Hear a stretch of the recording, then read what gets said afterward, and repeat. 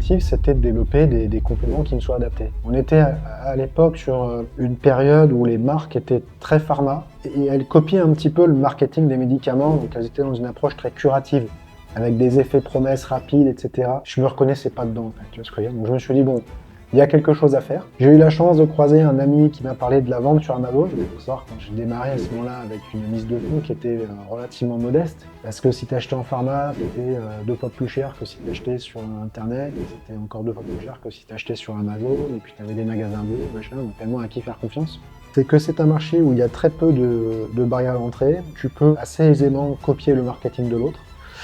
Et mon équipe en a souffert, entre guillemets.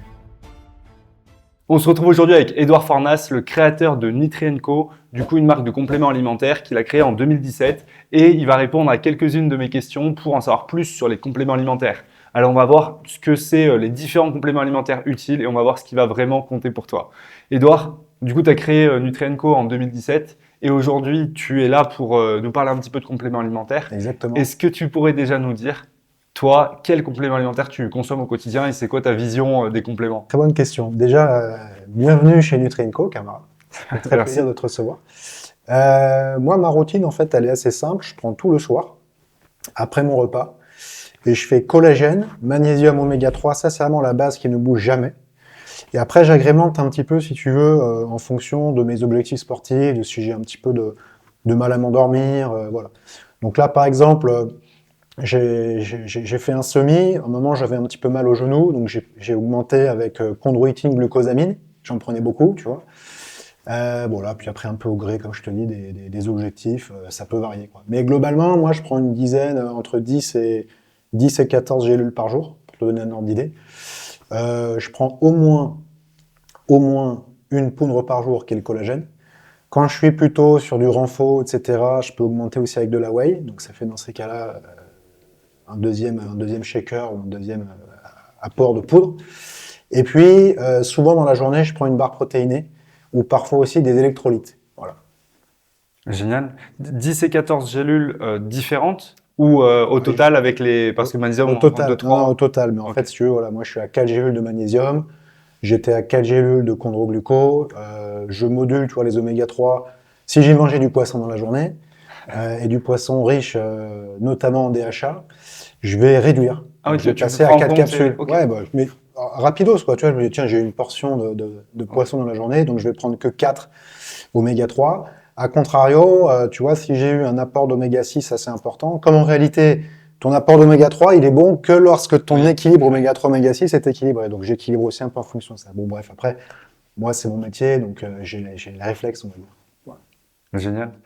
Et pour toi, le meilleur moment du coup pour les prendre, c'est tout le soir en même temps? Bah, en fait, tu as deux philosophies. Tu as soit la philosophie du côté pratique. Moi, c'est ce que je recommande. Pourquoi? Parce que si tu dis, par exemple, à une personne, tu dois prendre ton magnésium à 10h32, ta première gélule, la deuxième à 15h54 et la troisième à 22h03 après ton repas, en fait, ça devient très compliqué.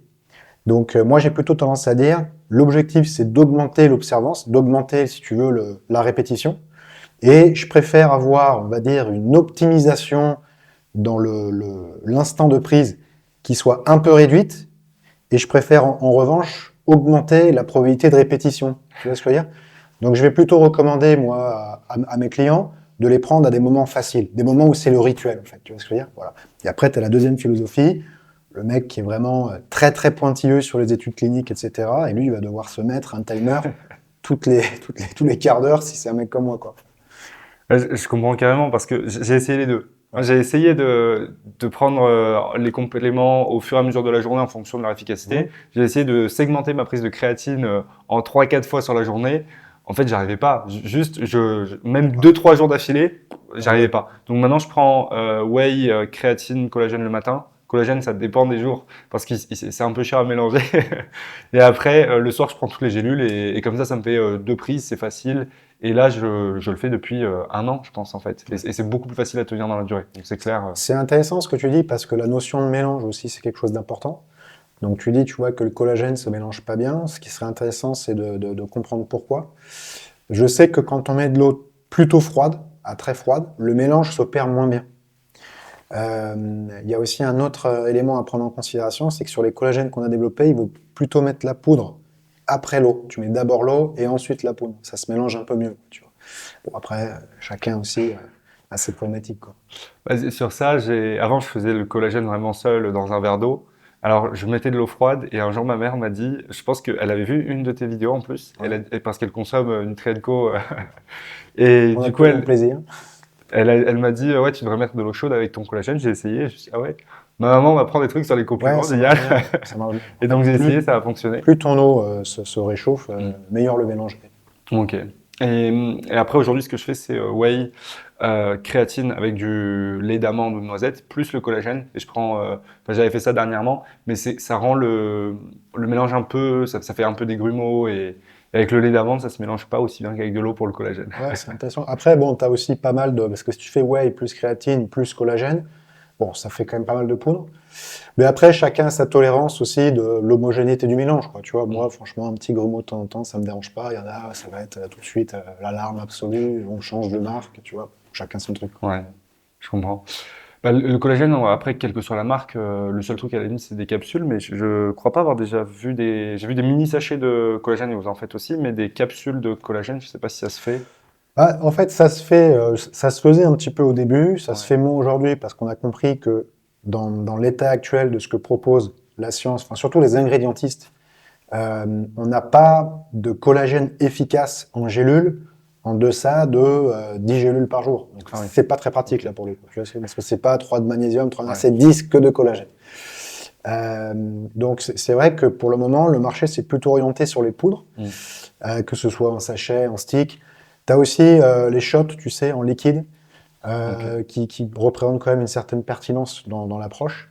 Après, tu as des ingrédientistes qui sont en train d'arriver avec des collagènes qui vont être efficaces sur des quantités moindres, puisque là, globalement, tu as deux grands types de collagène sur le marché. Tu as les collagènes dits 2000 Dalton et 4000 Dalton. Globalement, c'est la taille des peptides de collagène. Okay, plus ils sont petits, plus ils s'absorbent vite. Donc, moins tu as besoin d'en avoir beaucoup. Donc, on va dire qu'à 2000 Dalton, c'est efficace à partir de 5 grammes par jour. 4000 Dalton, plutôt 10 grammes par jour. Voilà. Et là, il y en a qui sont en train d'arriver avec des 1000 à 1500 Dalton, cliniquement documentés pour des efficacités entre 1,5 et 2 grammes par jour. Donc là, il faudra quand même prendre 3, 4, peut-être 5 gélules, mais c'est déjà plus faisable. Et pour les personnes qui vraiment détestent la poudre, parce que je peux comprendre, hein, la poudre, il faut aussi le mélanger, etc. Tu vois, chacun un peu ses préférences. Bah ça pourra représenter une alternative. Mm.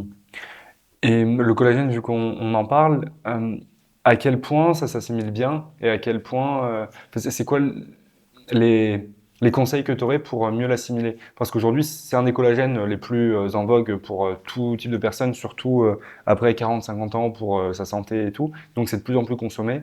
Mais il y a une question qui revient, c'est comment est-ce qu'on l'assimile bien? Alors, en fait, pourquoi est-ce que le collagène s'est fortement développé dans le monde des compléments alimentaires? Parce que quand il est apporté par l'alimentation classique, on a une protéine qui est extrêmement grande et que l'organisme met du temps à découper. Donc, tu ne vas pas bénéficier de l'ensemble de l'aire d'absorption du tractus digestif humain, en fait. Okay, donc, c'est pour ça que les ingrédientistes proposent des collagènes prédigérés, qu'on appelle hydrolysés. Okay, et donc, pour te donner un exemple concret de la taille de cette grande protéine qu'on trouve dans l'alimentation, c'est 300 000 Dalton. Et tout à l'heure, je te disais que les ingrédientistes, une fois qu'ils ont hydrolysé cette très grande protéine, obtiennent des peptides qui font entre 2000 et 4000 Dalton, si tu veux, en moyenne. Ça reste des moyennes. Voilà.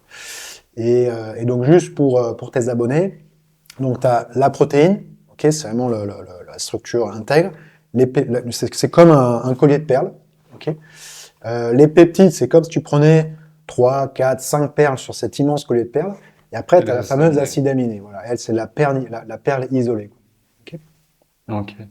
Et donc le collagène, si on veut vraiment faire en sorte qu'il s'assimile le mieux possible, donc on prend du collagène en poudre. Est-ce qu'il y a un moment dans la journée où c'est mieux, par exemple, est-ce que si je viens de manger de la viande, ça va se mélanger avec tout ce que j'ai dans mon intestin, c'est peut-être moins optimal Il y a, encore une fois, là-dessus, la science n'a pas tranché. Et tu remarqueras, en fait, que sur Internet, il n'y a pas comment dire, de point de vue qui l'emporte. Tu as deux approches. Tu as ceux qui disent qu'il vaut mieux le prendre au moment d'un repas, parce qu'à ce moment-là, tu vas quand même sécréter beaucoup d'enzymes, notamment des protéases, qui vont venir découper les peptides que tu as dans ton collagène hydrolysé. Parce que quand tu prends par exemple un collagène de 1000 Dalton, c'est une moyenne. Ça va s'étaler de 15 000 Dalton jusqu'à 150 Dalton, peut-être même moins, tu vois ce que je veux dire. D'ailleurs, à partir de 200, 250, tu commences à passer à l'échelle de l'acide aminé. Ok. Donc en fait, ça veut dire quoi? Ça veut dire que ton peptide de 15 000 Dalton, il aurait quand même besoin d'être encore un petit peu découpé, tu vois, pour être opérant. Donc il y en a qui vont recommander plutôt ça, et tu en as d'autres qui disent, bon, finalement, il y a aussi une volonté de bénéficier d'un maximum de canaux d'absorption dits peptidiques, et donc si tu manges une énorme côte de bœuf, a priori, tu auras plus la probabilité de saturer tes canaux d'absorption, et donc tes peptides de collagène seront en concurrence avec les peptides issus des protéines de cette fameuse côte de bœuf. Ok. Donc, tu as deux écoles, mais ce qu'il faut savoir pour rassurer tout le monde, c'est que peu importe le moment auquel tu prends ton collagène, si c'est un collagène hydrolysé, tu vas l'absorber entre 80 et 95%. C'est énorme en fait. En Ouais. nutraceutique, on ne se rend pas compte, parce que souvent, en fait, on regarde l'étiquette, typiquement sur un magnésium, on va marquer 300 mg de magnésium élément, on pense qu'on absorbe 300 mg. C'est pas vrai. Les très bonnes formules de magnésium montent jusqu'à 50%, et pas à 90%. Donc tout ça pour dire que sur le collagène, l'assimilation par l'organisme n'est pas un problème du moment qu'il soit apporté sous forme hydrolysée, en peptide. Ok.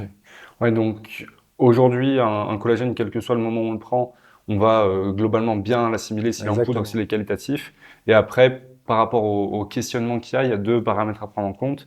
Il y a le fait si on mange avant de la viande et des protéines, on va sécréter toutes les protéases et tous les enzymes qui vont nous permettre de mieux digérer.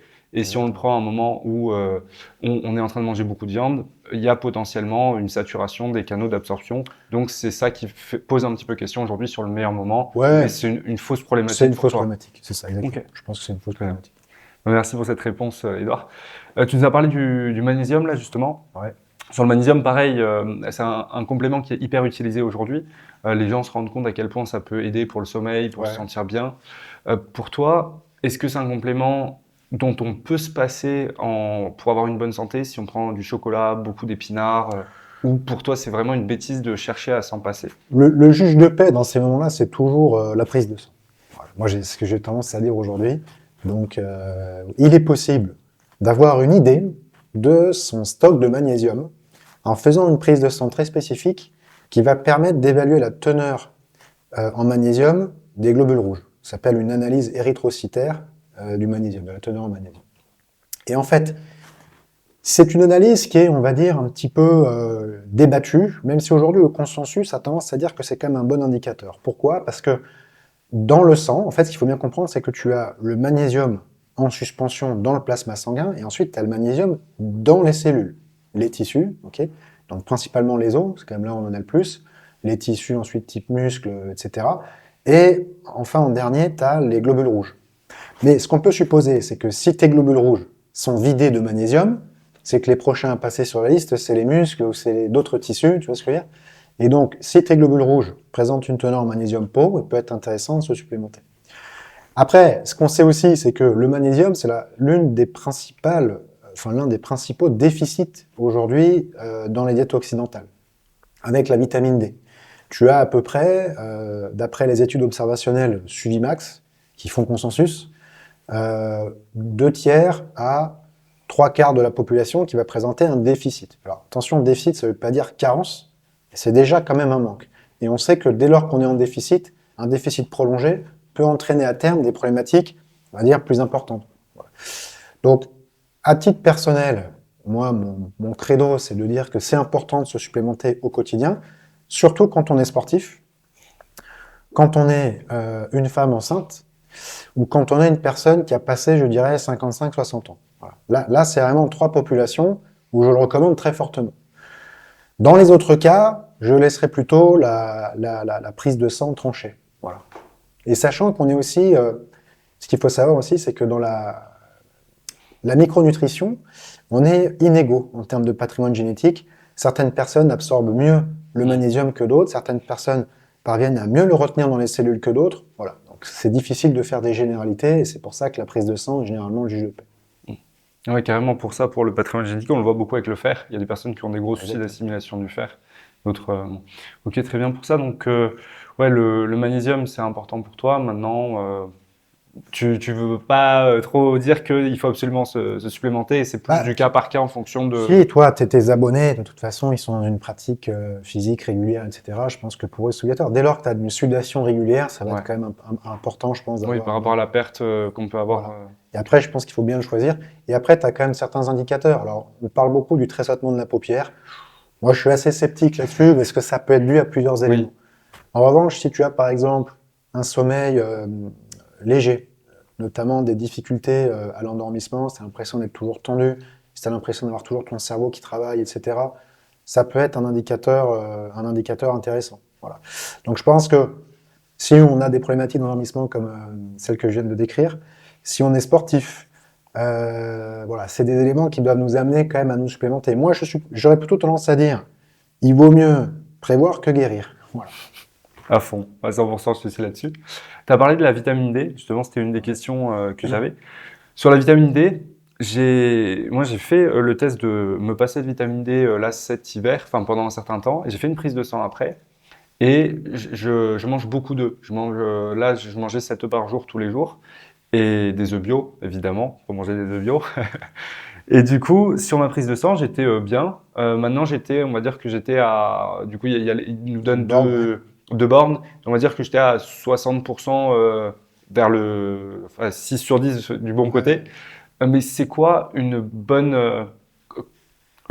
valeur par rapport à ces bornes-là qu'on a sur une donnée de prise de sang? Est-ce qu'il faut être le plus vers la borne supérieure? Est-ce qu'il faut être pile au milieu? Comment est-ce qu'on Alors lit une déjà, prise de sang? il faut pas la dépasser. Ok, C'est un point important parce que on va dire que c'est une vitamine qui peut avoir des effets contre-productifs quand elle est présente en excès.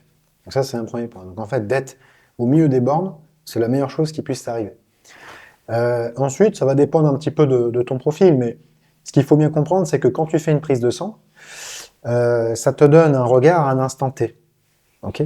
Donc ça te donne une indication, mais pas une certitude. Si tu refais l'année prochaine, pendant l'hiver, la même prise de sang et que tu évolues très légèrement, tu n'es pas à 60 mais à 70 ou tu n'es pas à 60 mais à 40%, c'est pas bien grave. Ce qu'il faut, c'est être en fait au milieu de ces bornes-là. Et après, alors toi, tu manges beaucoup d'œufs. Il y a une question aussi d'exposition au soleil. oui, mais en hiver, c'était pour ça. Ouais, mais en fait, on se Ouais. rend pas compte, mais des consorts qui ont fait un footing, tu prends quand même des UV et tu peux te charger, quoi. Tu vois ce que je veux dire? Même en hiver. Ouais, même en hiver, bah, tu peux Ok. avoir du soleil aussi en hiver. Alors, il y en aura moins, mais si tu pars faire une sortie longue de 2 heures, bon, bah, tu prends quand même le soleil. Tu reviens, tu sais, les gens disent, t'as pris des couleurs. T'as pris des couleurs parce que certes, t'as un max d'oxygène et tout, t'es un peu rouge, mais t'as aussi pris le soleil. Après, t'as aussi, c'est une question intéressante parce que, encore une fois, le juge de paix, ça va être la prise de sang. Alors, ce qui est intéressant, c'est que c'est une prise de sang qui coûte pas très cher. La teneur en vitamine D, c'est plus remboursé, ça l'était avant. C'est de l'ordre, c'est entre 15 et 20 euros. Là où l'analyse érythrocytaire de la teneur en magnésium, c'est plutôt 70 à 100 euros. Mm. Ce que je veux dire, c'est plus conséquent. Donc ça, bon, finalement, moi j'ai tendance à dire, à partir de 30 ans, c'est bien de faire une analyse annuelle en routine, comme tu as fait, et à partir de 45 ans, 50 ans, d'en faire 2 par an. Parce que c'est vrai qu'entre l'été et l'hiver, les carences vont pas être les mêmes, etc. Et je pense que dans sa routine, autant l'analyse érythrocytaire du magnésium, c'est quelque chose pour moi d'exceptionnel, autant la vitamine D, je recommande de le faire en routine. Voilà, Ouais. ça coûte pas Donc très tous les 6 mois.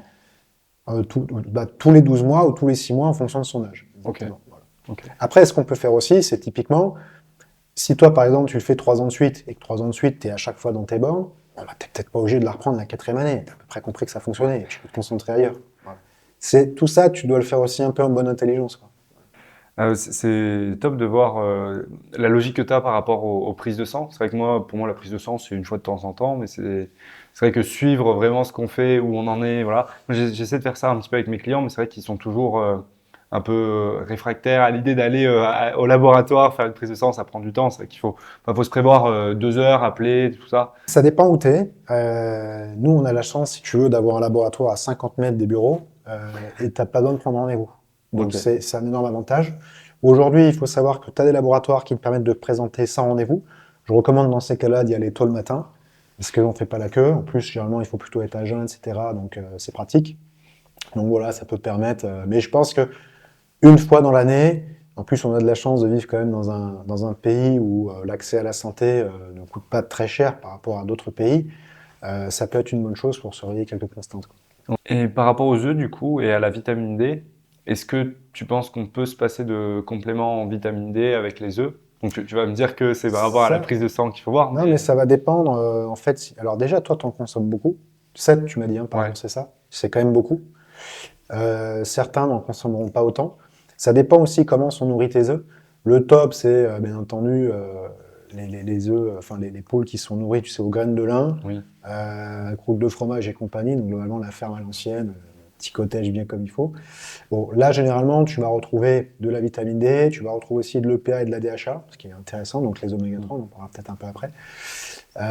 Mais est-ce que c'est ces 7 œufs qui te permettent d'avoir les apports en vitamine D? Est-ce que c'est aussi parce que tu es un grand sportif et que tu vas souvent dehors?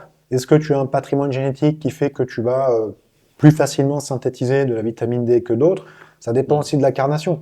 Personnes qui ont une peau, on va dire, plus foncée vont être pénalisées là-dessus. Donc c'est pour ça que c'est difficile de, malheureusement, en nutrition, il y a beaucoup de réponses de Normand où tu peux pas trancher. Mais sans doute que tes 7 œufs vont avoir un effet à ce niveau-là. Le top, ce serait de connaître, par exemple, la marque de tes œufs, de savoir si elle donne la teneur en vitamine D. Ça pourrait être intéressant. Il y a des marques d'œufs qui font ça? Enfin, des producteurs? Ça doit exister, si tu veux, parce que moi, j'ai déjà vu des producteurs qui ont fait des analyses pour savoir s'il y avait de la DHA ou de l'EPA dans les œufs. Ok. Donc, alors, ils vont pas le faire sur chaque lot, ils vont pas te le garantir en standard sur chaque lot. Et déjà, le fait de l'avoir une fois et de te dire, ah bah, il y a tant de vitamine D à l'intérieur, ça peut être intéressant. C'est sûr que si sur un œuf, tu vas avoir, je sais pas moi, 500 unités internationales, donc c'est unités de mesure, tu sais, de la vitamine D, et que tu en prends 7, bah, déjà, si tu veux, tu vas être en avance par rapport aux mecs lambda qui en consomment que 3. Moi, je fais 3 par jour généralement, tu vois, voire pas du tout. Voilà. Ok. Et sur la vitamine D, chez Nutrienco, vous avez fait le choix de l'avoir en pipette. Ouais. Qu'est-ce qui fait que vous avez choisi la pipette alors que beaucoup de marques les proposent en gélule? Tu as deux choses. Alors, nous, on la propose dans 2 formules différentes. On a une formule multivitamine, mais qui est une forme sèche, donc on a une matrice qui n'est pas lipidique. Et donc, en termes d'absorption de la vitamine D, c'est pas l'optimal. Ok. Pourquoi est-ce qu'on a voulu la mettre en pipette? Parce qu'en fait, la vitamine D, ce qu'il faut savoir, c'est que le consensus scientifique quant à l'apport optimal est très supérieur en fait à, on va dire, les apports journaliers recommandés. Ok.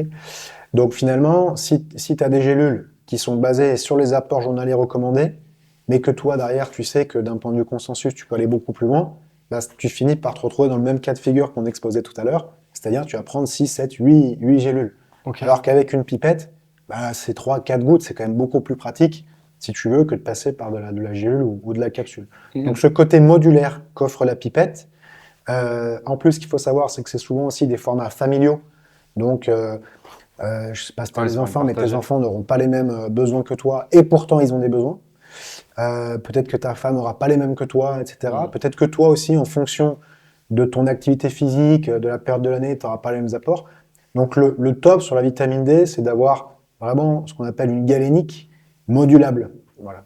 Ok, je comprends carrément du coup par rapport à la famille, mais du coup par rapport à la gélule, on peut pas faire une gélule plus dosée?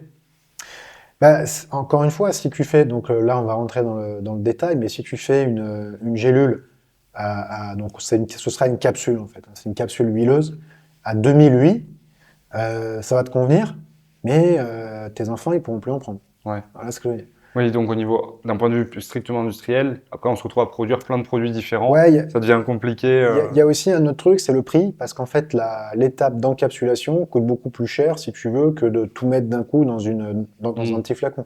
Ok. Donc, en termes de rapport quantité-prix, à formule équivalente, tu sortiras plus cher du côté de la capsule que du côté du liquide.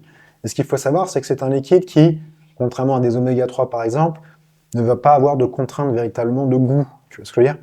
Ok. Donc, moi, je trouve ça plus pertinent de basculer côté pipette. Ok, ouais, effectivement pour le pour le goût, je comprends carrément du coup pour les oméga 3 pourquoi ils sont toujours encapsulés même s'il y a l'huile de foie de morue. Une fois, la première fois que ma copine a pris une de mes gélules d'oméga 3, elle l'a croquée Voilà. parce qu'elle aime pas trop avaler. Grave Je erreur. lui ai plus parlé pendant 1 heure Ouais, grave erreur. et elle a regretté. Grave erreur. J'ai une question maintenant par rapport au temps qu'il faut pour se rendre compte d'un bénéfice ou non d'une prise de compléments. Parce qu'on prend des compléments parce qu'on se dit, je vais me sentir mieux, parce qu'on se dit, ça m'a apporté ça. Mais combien de temps il faut et est-ce que réellement on peut se rendre compte d'un changement et comment identifier ce changement? En fait, si tu veux, tu as plusieurs types de compléments alimentaires. Tu vas avoir des compléments qui vont avoir un effet curatif. Tu as, je dirais, entre 20 et 30% de compléments qui sont sur ce créneau-là. Le reste, on est quand même majoritairement dans une approche plutôt préventive. Mais ils font toujours un peu l'un et l'autre quand même. Donc, je te donne des exemples concrets. Une femme, par exemple, qui va avoir une problématique de cystite. Bah là, tu lui donnes du mannose. En 2 jours, ça fait effet. Parce qu'il n'y a pas de. Ça, c'est reconnu, il y a un consensus dessus. Si tu donnes la bonne dose, en 2 jours, ça fait effet. Bon, des oméga 3, si tu veux, pour éviter d'avoir une dégénérescence oculaire, c'est sur une vie. Tu vois ce que je veux dire? Voilà. C'est deux extrêmes. Et au milieu, tu as tout l'éventail des possibles. Souvent, ce que tu as, pour revenir par exemple sur le collagène, en fait, va avoir principalement un effet préventif. Mais ce qui est pervers, c'est que souvent les études cliniques sont faites pour démontrer un effet et pas pour montrer qu'il n'y a pas d'effet négatif plus tard. Donc on va prendre des populations qui sont généralement abîmées, donc des personnes de 45, 50, 55 ans qui ont des problématiques au genou, des femmes qui vont présenter quand même une certaine profondeur de ride, tu vois ce que je veux dire? Et là, on va mettre en place un protocole avec un apport régulier de collagène, etc. Et dans ce cas-là, ce qu'on peut dire, c'est que tu as des résultats entre 3 mois et 6 mois, ok? Mais en réalité, prendre du collagène pour essayer de gommer ces rides, ou prendre du collagène pour essayer de gommer de façon absolue ces contraintes articulaires, ce n'est qu'une demi-approche en fait. L'approche totale, c'est de démarrer comme une crème anti-rides à 25-30 ans. Bah, c'est ça en fait le collagène, tu vois ce que je veux dire? Et d'éviter justement à terme d'avoir des rides trop marquées ou des problématiques articulaires qui s'amplifient. Et pour ce qui est du magnésium, par exemple, pour mieux dormir, est-ce que c'est quelque chose qu'on va percevoir? Est-ce que on peut vraiment le ressentir? Alors, le magnésium, on va dire que dans les compléments alimentaires qui peuvent aider à avoir un meilleur sommeil, il en fait partie. Moi, c'est celui que j'ai tendance à proposer en premier, avant même la mélatonine, qui est l'hormone du sommeil, qui, si tu veux, va forcer un petit peu le corps à se mettre en veille. Et en fait, normalement, on en produit le soir naturellement. Quand il y a un vrai rituel, si tu veux, de lumière tamisée, où on n'est pas sur les écrans bleus, etc., tu vois, et que ce rituel se répète à heure régulière. Alors quand on est à heure régulière, on n'est pas à la minute près, et il faut que voilà, soit plus ou moins 30 minutes. Ça, c'est le top. Bon, une fois qu'on a ce rituel-là, on peut faire venir les compléments alimentaires. Le magnésium, il va avoir en fait une action. Enfin, il y a 2 actions principales. La première, c'est qu'il va chasser les ions calcium des terminaisons nerveuses. Donc ça va nous détendre. Parce qu'en fait, ce qu'il faut comprendre, c'est que, je te donne un exemple simple, tu es dans la savane, tu es une antilope, tu vois ce que je veux dire? En fait, tu es en tension toute la journée, parce qu'il y a Après, à réagir. des lions partout, tu vois. Dès que tu entends un truc, boum, tu te relèves, clac, clac. En fait, tu es blindé de ions calcium, et dès que tu entends un truc, tu fais un bond de 4 mètres de haut et tu pars en courant. Tu vois ce que je veux dire? Ouais. Pour avoir les muscles Bah, prêts à être contractés voilà, avec le cycle de Krebs. Ça, exactement. Et en fait, si tu veux, ces animaux-là ne dorment pas comme nous 7 à 8 heures d'affilée. Ils vont dormir par bribes. Je fais 1 heure et demie, une demi-heure par-ci, tu vois ce que je veux dire? Donc ils sont tout le temps sous tension en fait de calcium. Enfin, ils ont toujours beaucoup de calcium sur les terminaisons nerveuses pour contracter au cas où il faut partir. Nous, aujourd'hui, on vit pas comme ça. C'est pas notre mode de fonctionnement. Et donc, il faut ramener des ions magnésium pour chasser les ions calcium des terminaisons nerveuses et à un moment se détendre parce qu'il n'y a plus de danger et on peut se reposer. Voilà. Et le deuxième effet que va avoir, si tu veux, le magnésium, c'est qu'il va moduler la production de cortisol, notamment au niveau des glandes surrénales. Voilà. Enfin, notamment au niveau des glandes surrénales. Le notamment, il était un trou. Mais voilà ce qu'on peut dire dessus. Et donc, un excès de production de cortisol, bah, ça participe du stress aussi, en fait. C'est-à-dire qu'en fait, tu vas tout le temps avoir envie de dormir, mais tu as un sommeil qui est peu réparateur, et globalement, l'effet généralement connu, c'est que tu te réveilles le matin, tu es dans le brouillard. Et en fait, si tu prends pas 60 cafés, t'es pas bien, et en fait, à 11h, tu étais déjà en train de bâiller, tu as déjà envie d'aller dormir, quoi, tu vois. Voilà. Et donc cet effet-là du magnésium, si on se met à prendre du magnésium tous les soirs, au bout de combien de temps est-ce qu'on va pouvoir ressentir C'est pas tant tous les soirs, en fait, le magnésium, ça fonctionne par reconstitution d'un stock. Donc tu peux le prendre le soir, tu peux le prendre à d'autres moments de ta journée si c'est mieux pour toi, tu vois ce que je veux dire. Mais il faut reconstituer son stock et il faut faire en sorte aussi que les cellules le, le, le contiennent. Donc après, tu peux aussi faire des exercices, tout ce qui va tourner, tu sais, autour de la méditation, de l'exercice de respiration. Ça va plutôt être propice aussi à faire baisser le stress et à contribuer à garder son magnésium. Voilà. Donc, si on prend du magnésium, on ne sait pas exactement combien de temps on va, en combien de temps on va reconstituer Non. son stock et on ne sait pas forcément si on va ressentir. Alors, les effets observés, ils sont quand même, ils n'arrivent pas au bout de 3 ans, hein, surtout, je veux dire, c'est quand même assez rapide. Globalement, tu reconstitues tes stocks en fonction des individus, tu reconstitues tes stocks en 1 mois et demi, 2 mois. Et Ok. après, il faut le maintenir. Et Ouais. puis après, si demain tu te mets à faire énormément de sport, alors qu'il fait 35 degrés dehors, bon, c'est pas le cas en ce moment là, mais là, tu transpires beaucoup, tu as beaucoup de déperdition, ça peut être une problématique. Tu vois ce que je veux dire? Donc, dans ces cas-là, il faut un apport de magnésium plus important. Voilà, Ok. mais ce qu'il faut retenir, c'est que de toute façon, l'apport. Alors, ce qu'il faut savoir aussi, c'est que tu peux avoir une cure d'attaque. Voilà, donc une cure d'attaque, ça peut vouloir dire que tu prends 2 gélules de plus que ce que tu auras dans ta routine plus tard pour reconstituer le stock. Donc, tu peux très bien démarrer en disant, bah voilà, je vais prendre 3, 4, possiblement 5 gélules. Pendant 1 mois et demi, je reconstitue. Et une fois que j'ai fini ma reconstitution, que je sens que je suis un peu plus détendu, que le soir je m'endors mieux, etc., bah, je passe à 2 gélules par jour. Tu peux procéder comme ça. Et dès que, par exemple, tu fais de l'entraînement physique et que tu transpires, bah, tu passes de 2 à 3. Tu vois ce que je veux dire? Voilà, ça c'est pour moi la meilleure façon de moduler intelligemment sa prise de magnésium. Et qu'est-ce qui fait qu'on mélange les formes de magnésium? Parce que, à ma connaissance, c'est bisglycinate qui est une des meilleures. Pourquoi est-ce Ouais, qu'on prend c'est pas une qu'une bonne. seule forme? Bah, tu peux prendre qu'une seule forme, mais mon approche, c'est de dire aujourd'hui que plus tu vas, enfin pas plus tu vas avoir, mais l'idéal, c'est quand même de coupler des formes de magnésium qui vont utiliser des voies d'absorption différentes, pour éviter Ok. de les saturer et pour éviter d'être en concurrence avec d'autres minéraux. Parce qu'il faut bien comprendre que le magnésium, c'est un minéral qui est très désavantagé dans sa compétition avec le calcium ou avec d'autres minéraux. Ce qui fait que sur les canaux ioniques, qui sont les canaux, on va dire, principaux d'absorption du magnésium, il passera toujours après le calcium. Et donc, en fait, ça va être intéressant de mettre, par exemple, nous, on a mis un liposome. Donc, un liposome, ça va utiliser des voies d'absorption qui sont différentes. Le bisglycinate est intéressant parce qu'il utilise 2 voies principalement d'absorption. La voie peptidique, parce qu'en fait, bisglycinate, c'est 2 glycines, donc 2 acides aminés. C'est un petit peptide, un bipeptide, en fait. Tu vois ce que je veux dire? Donc, tu peux utiliser la voie peptidique. Mais tu utilises aussi le canaux ionique. Parce que dans l'intestin, le peptide peut se faire découper, libérer son magnésium, et dans ces cas-là, le magnésium passera par le canaux ionique. Mais après, là, on tombe dans la technicité. Voilà. Moi, j'ai plutôt tendance à dire, la problématique, c'est les canaux ioniques. Donc, plus tu peux apporter de formes qui te permettent de passer outre les canaux ioniques, meilleur c'est. Il y a aussi un autre élément, c'est que le transporteur du magnésium peut avoir des effets bénéfiques aussi.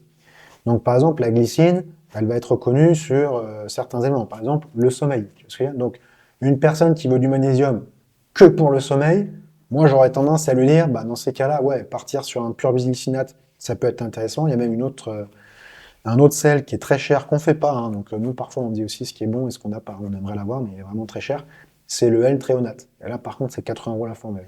Faut se lever tôt. Mais si tu es dans une approche, on va dire, magnésium, pour avoir une bonne énergie musculaire, pour avoir un bon sommeil et pas être stressé, pour avoir aussi anticipé sur la densité de tes os, parce que c'est fait pour plein de choses le magnésium, tu vois ce que je veux dire? Je pense qu'une formule multicelle va être plus percutante. Ok. Merci pour cette explication claire. Même si on rentre un peu dans la technicité par moment, Après, moi, je après, suis connu pour ça. Ouais, Et pour ce qui est des... Là, tu nous as parlé justement du magnésium et du calcium. Donc ça, il y a des minéraux qui s'assimilent mal ensemble et donc des compléments qui vont mal s'assimiler ensemble. C'est quoi les compléments qu'il faut vraiment pas consommer ensemble et qu'on bat dans les compléments principaux? Alors, c'est une question qui est quand même assez vaste. Je pourrais pas te répondre avec, comment dire, Ouais, avec en chaque embrassant tout la association. globalité de la réponse, mais typiquement, tu mets le doigt sur quelque chose qui est vrai, c'est que d'après moi, l'un des éléments les plus importants à vérifier sur cette question, c'est la complémentarité ou pas des minéraux. Donc typiquement, moi je conseille de ne pas consommer du magnésium en même temps que du calcium. De toute façon, le calcium est très peu consommé en complément alimentaire aujourd'hui, puisqu'on en est abreuvé dans les diètes occidentales. Et parce qu'en plus, aux États-Unis, il y a des études qui ont démontré que le calcium par voie de supplémentation pouvait avoir des effets contre-productifs. Parce que c'est bien souvent les cofacteurs du calcium qui nous manquent, plus que le calcium en tant que tel. En fait, le calcium, c'est dans des cas très spécifiques qu'on en a besoin, généralement quand ça touche aux os. Quand ça touche pas aux os, il n'y en a pas vraiment besoin, parce qu'on a déjà un gros stock en nous, en fait. Ensuite, typiquement, tu vois, entre zinc et cuivre, il faut arbitrer aussi. Donc, ne pas envoyer du cuivre quand on envoie du zinc. Et puis après, bon, en phyto, je m'y connais moins, je dois le reconnaître. Je sais que le zinc, si tu veux, est très sensible aux antinutriments, donc tout ce qui va être les tanins du thé, tout ce qui va être les antinutriments aussi issus des légumineuses, tu vois, tous ces trucs-là, voilà. Ouais, Donc ça, il faut ça faire j'avais vu attention. zinc et fer avec le thé, il faut éviter. Exactement. Voilà. Qu'est-ce que tu vas avoir d'autre? Ensuite, il faut quand même se méfier de tout ce qui va être minéraux à tendance pro-oxydant. Je dis pas pro-oxydant, mais à tendance, typiquement le fer. C'est-à-dire que le fer, faut pas en prendre tant que t'as pas ton analyse qui te démontre que t'en manques. Parce que autrement, ton organisme ne va pas l'absorber, parce que le fer, encore une fois, on le disait tout à l'heure, fait plutôt partie des nutriments qui s'absorbent pas très bien. Donc ça arrive dans le côlon, et là, ça va t'oxyder le côlon. Donc c'est pas terrible. Donc il faut vraiment en prendre quand tu en as vraiment besoin, quand tu as un besoin avéré. Mais encore une fois, la réponse est assez large, et encore une fois, je te dis, tout le pan de la phyto, je connais pas bien. Mais en revanche, tu as des éléments, tu vois, type whey, collagène, tout ce que ça, là, on est plutôt du côté des macros. Tu n'as pas vraiment, si tu veux, de contre-indication. Il y a aussi une contre-indication avec les anticoagulants. Il faut faire attention, vitamine K, oméga 3, à ne pas prendre avec des anticoagulants. Voilà. Donc je dirais, Ok. minéraux entre eux, bien faire attention. Pas de calcium. De toute façon, le calcium, on n'en consomme quasiment pas. Cuivre, c'est un minéral à tendance pro-oxydante, donc on a tendance aussi à pas le consommer, sans avoir vérifié qu'on a une carence. Ensuite, tu vas avoir toute la partie des tanins ou des antinutriments. Et ensuite, le dernier truc que j'ai dit, c'était quoi? J'ai oublié. Bon, je pense qu'on a fait le tour de la question de toute façon.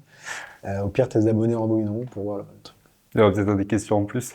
Ouais. Très bien. Et pour ce qui est des oméga 3, maintenant pour revenir, on en a un petit peu parlé. Les oméga 3, on les recommande souvent pour donc l'équilibre oméga 3, oméga 6, qui est super Ouais, important. c'est le plus Mais on important. parle aussi beaucoup de l'impact sur le cerveau que ça a. Bah, énorme. Ça sert à quoi pour le cerveau et c'est quoi Bah, l'impact global des oméga 3 sur le corps? en fait, si tu veux, alors, le cerveau d'abord, ton cerveau il est constitué à 60% à peu près, 60-70% d'acides gras. Dans ces acides gras, tu as 70% d'oméga 3. Et dans ces oméga 3, tu as 90% de DHA. Parce que tu as deux oméga 3, on va dire, importants, le DHA et le PA. Et en fait, dans la chaîne de transformation, le PA arrive avant la DHA. Donc, pour moi, l'oméga 3 le plus précieux, c'est la DHA. D'ailleurs, toutes les femmes enceintes, etc., sont beaucoup plus portées sur la DHA que sur le PA. D'autant plus que quand on consomme beaucoup de poissons de début de chaîne, donc sardines, maquereaux, anchois, hareng aussi un peu, tu as beaucoup de PA. Okay, mais la transformation entre PA et DHA s'opère pas très bien.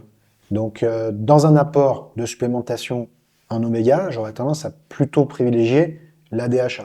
Et donc, tu le comprends, si tu as 90% de tes acides gras oméga 3 de ton cerveau qui sont de la DHA, tu as intérêt d'avoir un apport de DHA.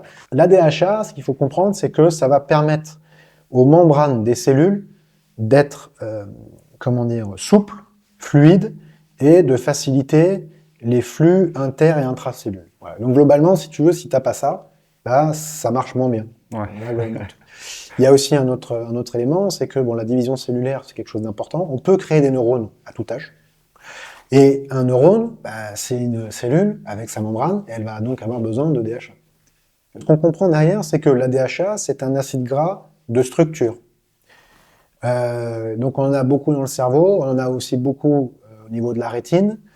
Le seul endroit où l'EPA est à égalité avec le DHA, c'est dans les muscles. Pourquoi? Parce que l'EPA, lui, est un modulateur de l'inflammation. C'est-à-dire que c'est un messager. En fait, les cellules, elles vont communiquer entre elles avec des messagers, comme si tu envoyais un pigeon, une sorte de pigeon voyageur, tu vois ce que je veux dire. Et lui, c'est un pigeon voyageur qui dit, OK, les gars, on se détend, l'orage est passé, quoi. Et donc, forcément, dans les muscles, comme on est tout le temps en activité toute la journée, dès qu'on fait ça, on détruit le muscle. Dès qu'on fait ça, il y a un peu d'inflammation, et donc on comprend qu'on va avoir besoin de PA à ce niveau-là. Voilà ce que je peux te dire. Après, je sais que EPA et DHA vont avoir un effet sur la santé cardiovasculaire, principalement pour deux raisons. C'est que ça a tendance à fluidifier le sang, mais également ça a tendance à... Enfin, ça a tendance, pas ça a tendance, c'est qu'il a été démontré que ça réduit les triglycérides, la quantité de triglycérides. Donc voilà ce qu'on peut dire globalement sur ces éléments-là. Et ce qu'il faut bien contrôler, c'est pas tant, si tu veux, un apport optimal d'oméga 3, mais ce fameux ratio oméga 3, oméga 6, où l'idéal serait d'avoir un oméga 3 pour 4 oméga 6. Parce que les oméga 6, eux, vont être également ils vont avoir ce rôle de messager, mais ils vont être pro-inflammatoires. Voilà. Donc en fait, il faut les deux pour être capable de moduler. Pour assurer son apport en oméga 3, est-ce qu'on peut vraiment se passer de compléments ou est-ce qu'on se retrouve à manger des sardines à chaque repas? C'est quoi le ratio un peu? Comment se débrouiller si on veut s'en passer? Ça va dépendre en fait de ton apport en oméga 6 à côté, en réalité. Tu veux ce que je veux dire? Donc encore une fois, là, pour moi, le juge de paix, ce sera la prise de sang. Et tu peux faire une analyse érythrocytaire des acides gras. Ça, c'est très intéressant. Parce que là, mon ami, tu apprends tout du mec. Hein, tu vois ce que je veux dire? S'il a bouffé au McDo, tu le vois tout de suite. Là, tu vois. Parce que tu n'as pas que les acides gras oméga 3, oméga 6. Tu as les acides trans, etc. Enfin, tu as les graisses trans, etc. Tu as tout dedans. Quoi, tu vois. Ça Donc, coûte combien cette 100 €. 100 €? Entre 70 et 100 €. Mais c'est très instructif. Okay. Parce que si tu veux, ça va te permettre de moduler ton apport en oméga 3, ton apport en oméga 6, et globalement, tu vas comprendre ce que ta diète classique entraîne comme spectre de graisse en toi, quoi. Tu vois ce que je veux dire? Enfin, d'acide gras en toi. Et donc, en fonction de ça, tu vas pouvoir changer certaines habitudes alimentaires. Et tu le refais 6 mois après, tu vois comment les choses ont évolué. C'est très instructif. Donc voilà, encore une fois, une réponse de Normand. Et on donnera la parole est à la prise de sang. Mais ce qu'il faut savoir, c'est que une personne qui a une alimentation, on va dire, saine, qui mange régulièrement des poissons, mais pas non plus à tous les repas, on peut considérer qu'a priori, elle aura une alimentation qui lui permettra d'avoir un rapport oméga 3, oméga 6 assez équilibré. Ce qui va être embêtant avec les oméga 6, c'est dès lors qu'on va avoir des apports importants de nourriture transformée. Les gâteaux secs, tous ces trucs-là, tout ce qui va tourner autour des graisses végétales, tu vois, qui sont riches en oméga 6 aussi, donc tournesol par exemple, voilà, tous ces trucs-là. Donc ça, après, c'est aux gens de moduler. Mais bon, typiquement, si tu manges globalement pas transformé, et que dans tes salades, etc., tu mets plutôt de l'huile d'olive, si tu manges suffisamment de petits poissons à côté, donc on pourra mettre un tableau, je t'ai préparé un tableau, on pourra le mettre avec les différentes portions par semaine que tu peux avoir, parce que tu peux avoir aussi, tu sais, le fameux risque d'apport de toxines dans les poissons, parce que les mers sont polluées aujourd'hui. Voilà. Bon, après, le problème des poissons, c'est que c'est cher. Quand tu regardes les compléments alimentaires, c'est moins cher, en termes de rapport quantité-prix oméga 3. L'autre avantage des compléments alimentaires, c'est que c'est propre.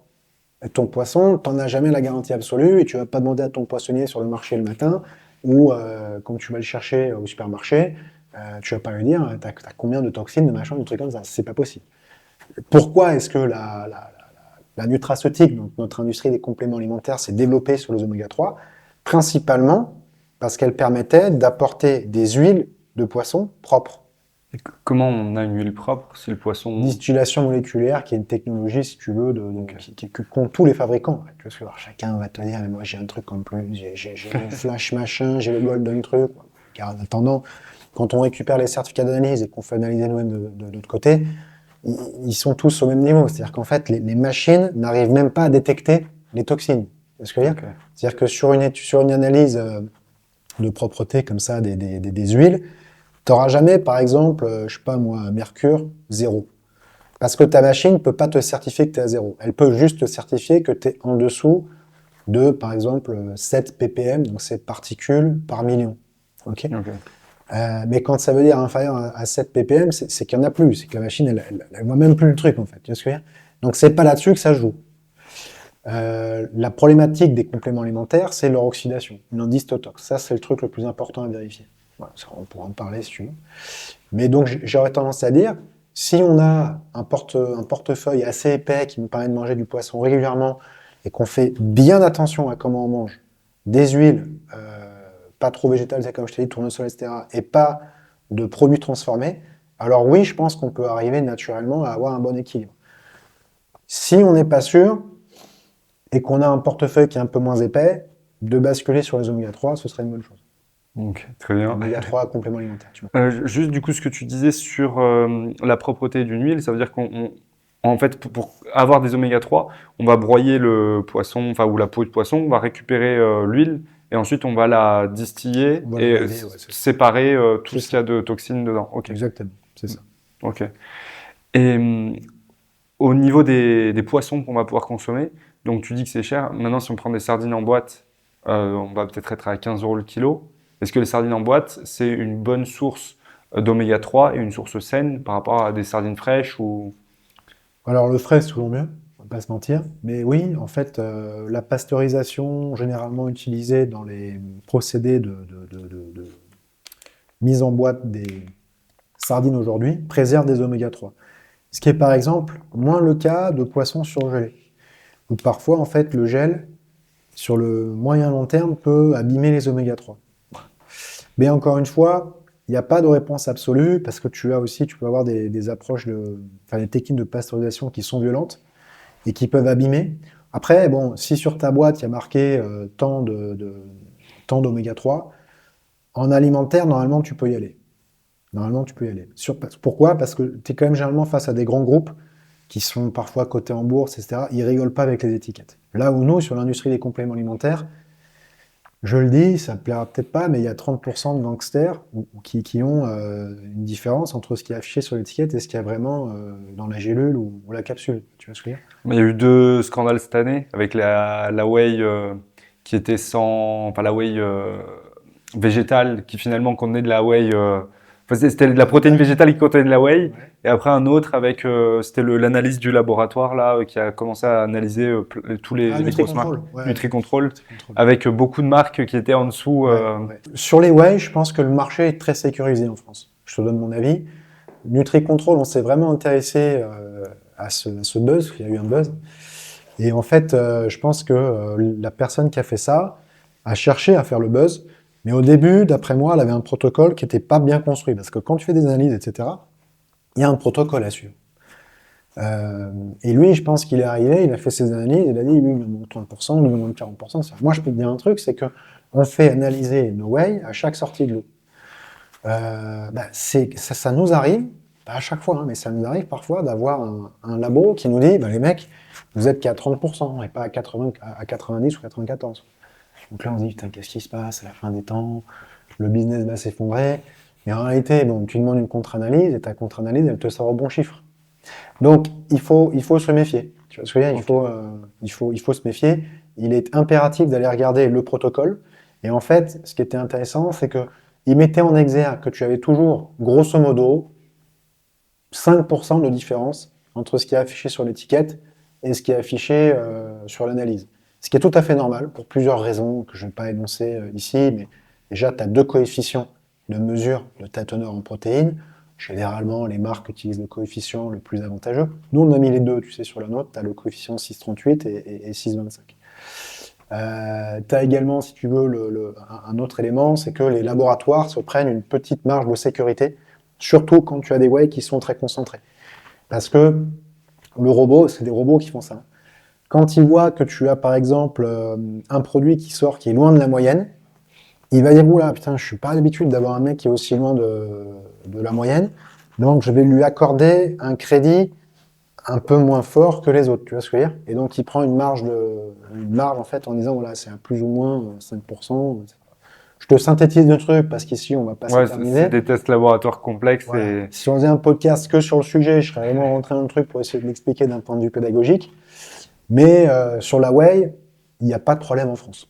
ok. Sincèrement, il n'y a pas de problème. Enfin, pas de problème de transparence, on va dire. Après, Pas de des problèmes problème de sur qualité. pas de problème sur la teneur en protéines. Ok. Il y a d'autres problèmes, mais pas sur la teneur en protéines. Ou de façon très marginale, de sorte que c'est pas là-dessus qu'il faut se battre. Sur les oméga 3, il y en a plus. Mm. Ma théorie, c'est de dire que tu as sans doute moins de la moitié des oméga 3 qui ont un indice Totox qui est celui annoncé sur le site, voire qui est inférieur à 26, qui est globalement la moyenne, pardon, la limite au-delà de laquelle on considère que tes oméga 3 ne sont plus frais. Voilà. Ok. Et là, il y a un vrai, enfin, il y a un vrai problème. C'est pas... Donc, ça veut dire qu'on prend un complément juste qui sert à rien. C'est pas nocif.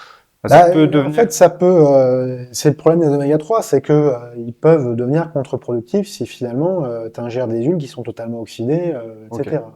Ouais. Bon, après, la couleur reste un élément visuel indicatif, parce que l'oxydation entraîne aussi une modification de la couleur. Pas tout le temps, mais généralement.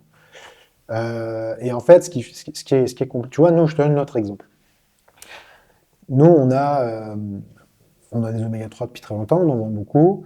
Globalement, quand on rentre un lot, en 6 mois, il est vendu, maximum. Donc, on n'a pas vraiment de problématique de DLUO, etc., et d'indice Totox. Mais on s'est quand même rendu compte d'une chose, c'est que sur nos échantillons de rétention, à la base, on s'était dit, on va jusqu'à 36 mois, 3 ans. Et ben, on s'est rendu compte qu'à 24 mois, on dépassait 26. Parce qu'en fait, ce qu'il faut savoir, c'est que ton indice Totox, il est mouvant. Le mec qui te dit sur sa page, moi j'ai un indice Totox inférieur à 10, inférieur à 5, inférieur à 3, bon, bientôt, si tu veux, il sera négatif le truc.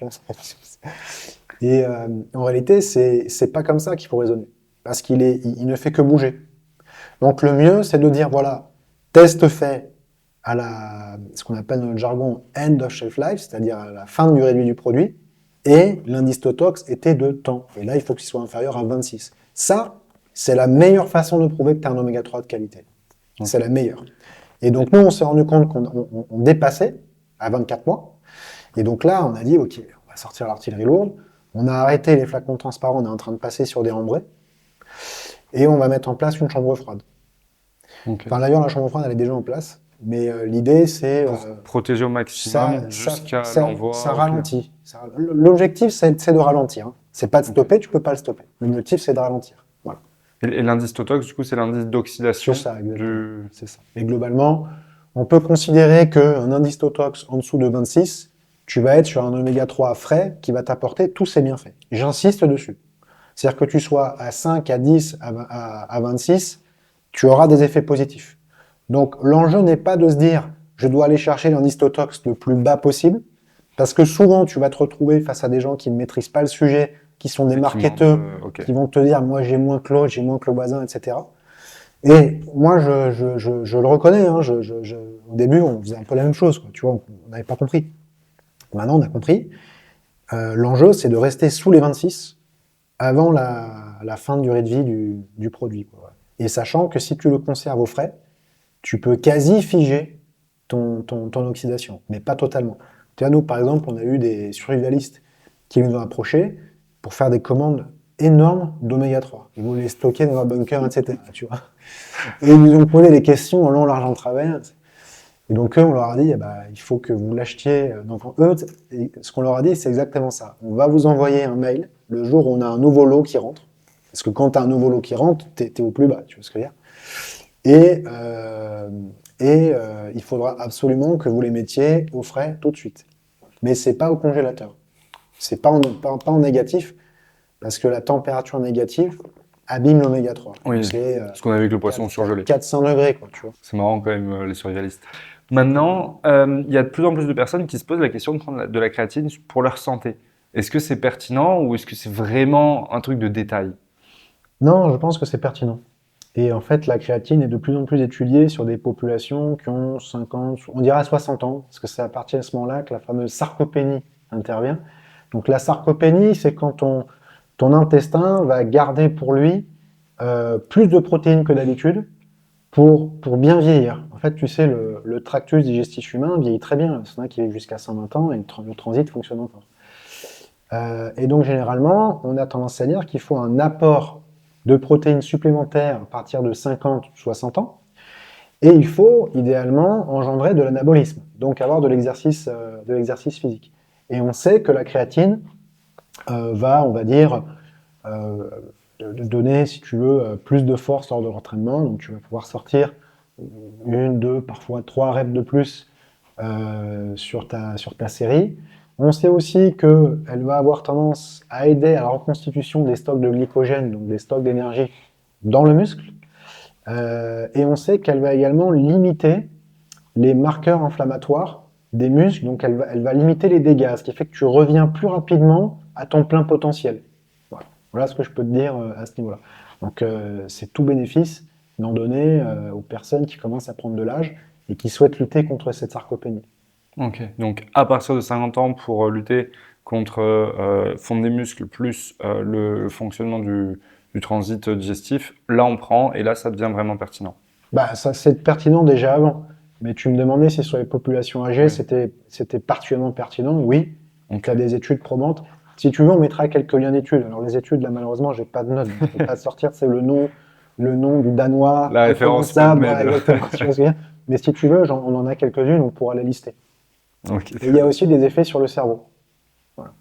Que je connais pas bien, ça par contre je reconnais, mais il y a des effets. Si tu vas sur la page sciences, sur l'onglet sciences de la page produits créatine, il y a tout qui est expliqué. Ok, génial. De toute façon, il y aura le lien Nutrienco en dessous même dans les commentaires. Et si vous voulez commander des compléments, vous avez le code Benjamin10 pour commander. Il n'y aura pas le code Edouard 10, c'est pas la peine. Ensuite, une petite question sur les probiotiques. Ouais. Donc les probiotiques, c'est un complément qu'on voit, revoit de partout et on sait que ça joue beaucoup sur le système digestif. Maintenant, tu as quelle vision des probiotiques par rapport à la prise quotidienne et par rapport à une complémentation sur du long terme? J'avais fait un podcast comme ça avec une médecin nutritionniste qui, elle, recommandait plutôt de faire des cures de probiotiques sur 1 mois, 2 mois maximum, et de ne pas le faire toute l'année parce que sinon ça pouvait altérer en fait le microbiote normal de notre corps et que c'était simplement un petit boost de temps en temps. Donc c'est quoi ta vision par rapport à ça? Bah, j'ai globalement la même vision. En fait, si tu veux, moi, j'ai tendance à dire que les probiotiques, donc en fait, pour bien définir ce qu'est un probiotique, c'est que c'est une bonne bactérie apportée par la supplémentation. C'est-à-dire qu'une bonne bactérie directement dans ton intestin, on n'appelle pas ça un probiotique, on appelle ça une bonne bactérie, ou la bonne flore intime, etc. Donc, ce qu'il faut savoir, c'est que le, le, le, le probiotique va intervenir un petit peu comme un intérimaire. Okay, il va venir faire un travail parce que tu manques de travailleurs dans ta propre flore, le temps de la rééquilibrer par toi-même. Donc moi, ce que j'ai tendance à dire dans une stratégie vraiment d'équilibre long terme, si tu as une problématique passagère, effectivement, une cure ponctuelle de probiotiques va t'aider. Mais l'enjeu, ça va être de rééquilibrer ta propre flore intestinale. Et là, c'est les fibres, principalement, qui vont jouer. Voilà. Donc légumes et... Légumes, et la problématique aussi, c'est qu'on va avoir certaines populations. En fait, tu as des fibres qui peuvent irriter le côlon de certaines personnes. C'est pour ça que tu as certaines populations qui ont du mal en fait à rééquilibrer avec un apport de fibres cohérent. Donc ça peut être par les légumes, par les fruits, mais également par la nutraceutique. Nous, on propose aussi des fibres très qualitatives, et justement qui sont pas irritantes. Parce que celles qui sont irritantes, elles sont pas dites low FODMAP. Alors, je ne vais pas m'éterniser sur ce que c'est qu'un FODMAP ici, mais globalement, quand tu n'es pas low FODMAP, ça veut dire que tu as possiblement une fibre qui peut irriter ton côlon. Et donc ces personnes sont prises un peu en tenaille, avec d'un côté un dérèglement de leur flore intestinale. Juste, Edouard, ça c'est un sujet qui est en train de devenir vraiment de plus en plus important aujourd'hui. C'est toutes les personnes qui ont des problèmes de côlon irritable, de problèmes de transit, et il y en a de plus en plus. Et donc là, ça répond directement à cette problématique de quelle fibre, comment rééquilibrer sa flore. Donc c'est très intéressant. Reprends sur... Ben voilà, c'est ça. Et donc en fait, si tu veux, ces personnes-là sont prises en tenaille entre d'un côté, je dois manger plus de fibres pour équilibrer ma flore intestinale, mais de l'autre, quand j'en prends, j'ai le ventre éclaté. Donc comment je fais? Eh ben, c'est là où il faut se concentrer sur les fibres dites low FODMAP. Nous, on en propose, ou alors sinon, tout à chacun est libre d'apprendre les listes. Là, je crois qu'il y a ici la liste, là, tu vois. Elle est, bon là, on ne la verra pas. Mais globalement, sur l'infographie de notre produit fibre, on a listé, alors pas tout, mais une bonne quantité quand même, de fruits et légumes qui ressort le FODMAP et de fruits et légumes qu'il faut plutôt éviter quand on a une problématique de colon irritable, etc. Génial. Merci pour cette réponse complète sur ça. Après, c'est un sujet qui est énorme, donc on ne pourra pas rentrer en détail là-dessus. Ensuite, pour parler d'un autre complément qu'on retrouve souvent, c'est les multivitamines. Donc, multivitamines, personnellement, c'est pas un complément que je recommande en général parce que bien souvent, c'est peu qualitatif et qu'on a un mix de vitamines qui vont pas forcément être très qualitatifs par rapport à des prises de vitamines séparées. Et le besoin en complémentation en vitamines, pour moi, est rarement un des besoins principaux, hormis vitamine D en hiver. Et on peut, à mon sens, avoir une bonne assimilation de vitamines avec une alimentation de qualité. Donc j'aimerais savoir, toi, qu'est-ce que tu penses du complément, des compléments multivitaminés qui existent sur le marché et qu'est-ce que tu penses du produit que vous avez sorti et de ce que vous pouvez proposer? Ah, je vais pas tourner de mal, tu t'en doutes. Mais Je m'en doute. non, en fait, encore une fois, ça va dépendre de la stratégie de la personne. Je pense que pour les sportifs réguliers, quand je dis régulier, c'est minimum 3 entraînements intensifs par semaine. La question va se poser. Parce que, je parlais du cycle de Krebs tout à l'heure, en fait, dans les réactions biochimiques qu'entraîne l'activité physique, tu as une très grosse consommation de ces micronutriments, qui sont des nutriments en fait silencieux, dont on ne se rend pas forcément compte qu'on manque à l'instant T, mais qui peuvent, si tu veux, amener à la sanction dans le temps. Voilà. Donc le multivitamine, en fait, tu te dis, bon, je vois ce que tu veux dire, parce que d'un côté, tu te dis, il vaut mieux prendre sa vitamine D en format huileux de son côté, il vaut mieux prendre sa vitamine C aussi de son côté, parce qu'il en faut beaucoup, et si on prend un multivitamine en gélule, on ne pourra pas tout faire rentrer. Si on prend déjà du magnésium, à quoi ça sert d'avoir du magnésium dans un multivitamine? Bon, mais en réalité, ça appartient à chacun. Je pense que le multivitamine, ce qu'il faut retenir, c'est que c'est déjà un produit un peu de... C'est pas un produit de novice.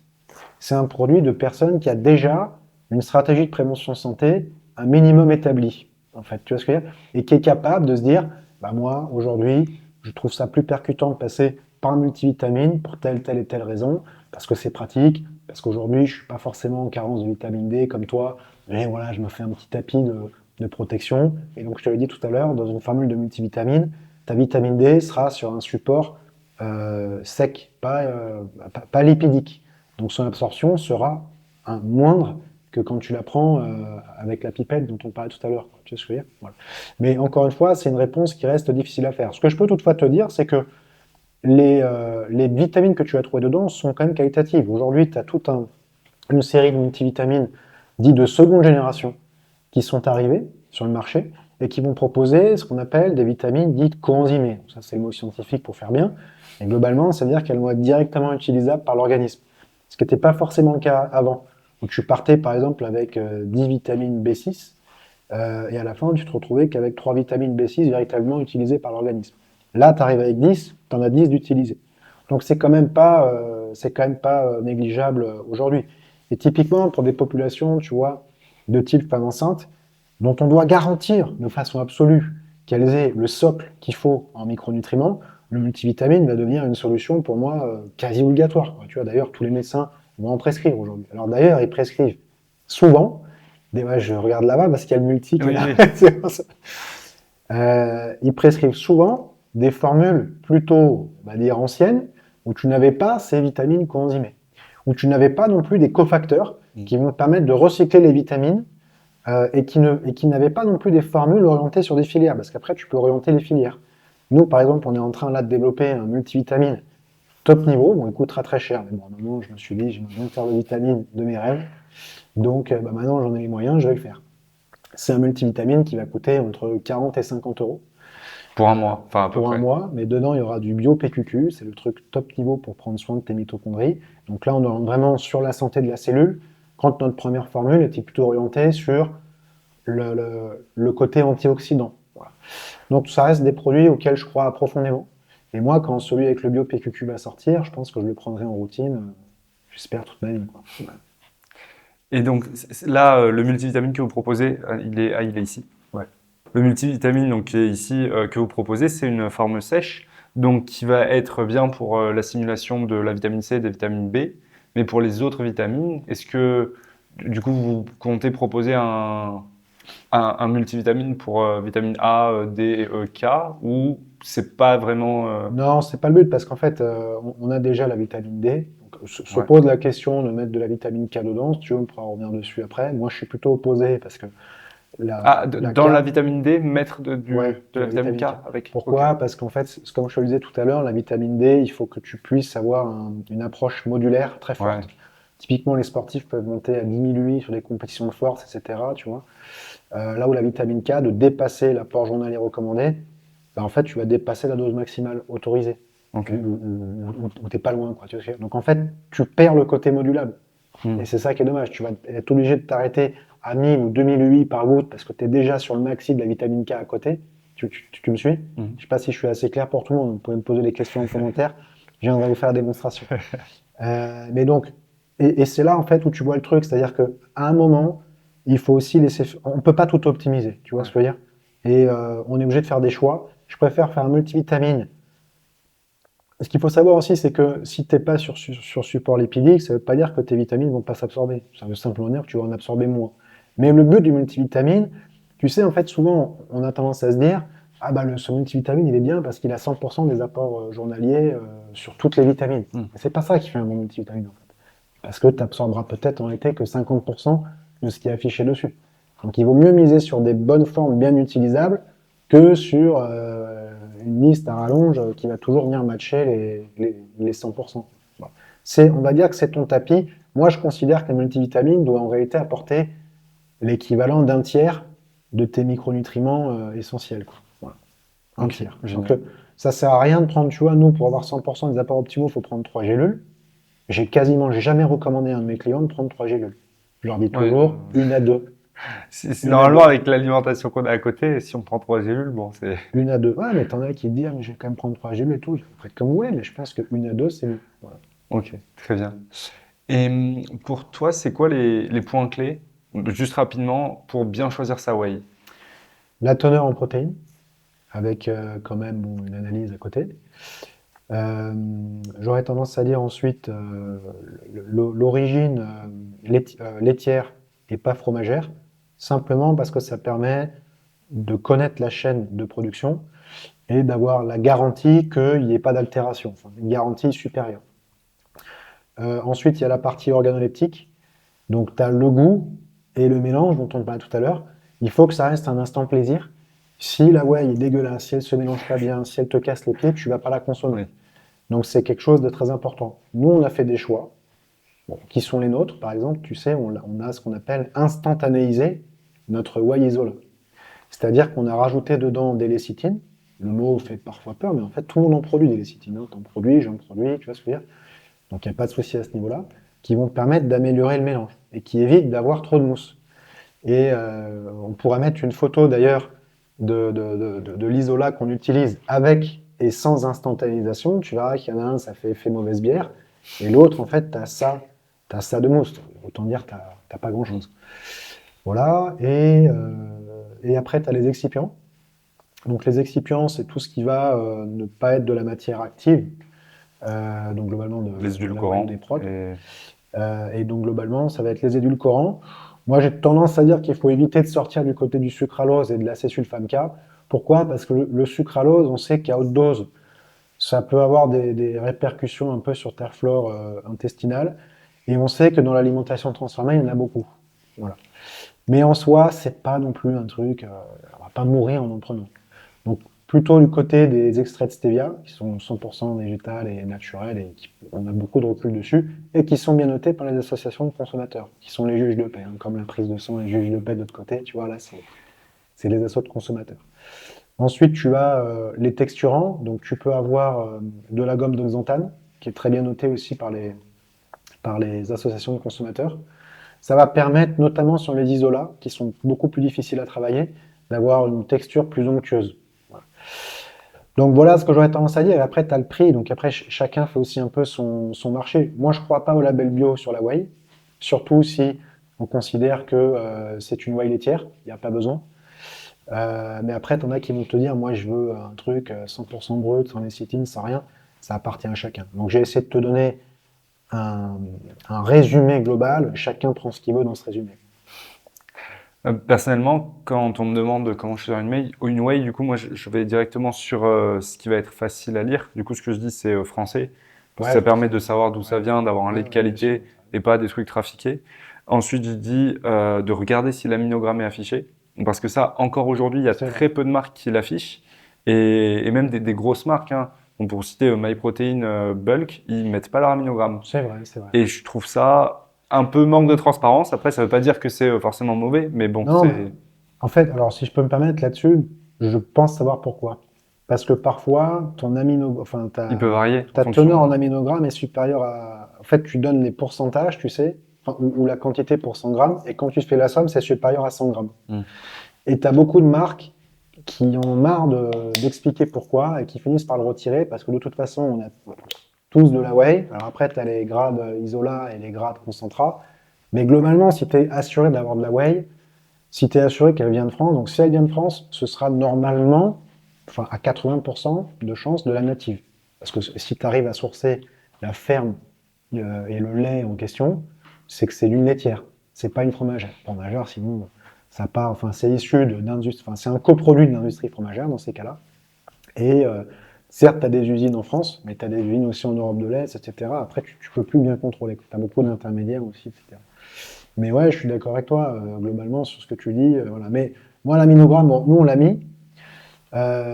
Mais tu vois, on a hésité à m'en tirer, Ah justement ouais, pour ce truc. ok. Ah ouais, parce qu'en fait, t'as plein de mecs qui viennent te dire, ah, mais c'est supérieur à 100. Pas parce que j'ai jamais calculé, mais du coup, ça avait plus de Ah 100. ouais, ça fait plus Et de du 100. coup, tu peux nous expliquer en deux mots pourquoi c'est super à Je 100? me souviens même plus. Je savais Ah, te l'expliquer, tu vois, mais c'est après, parce que tu sais, c'est on une a. forme solide, Non, non, c'est non, pas une non, forme c'est liquide. parce que. Attends, laisse-moi réfléchir. Je savais pourquoi. Bon, je te propose de le mettre en commentaire.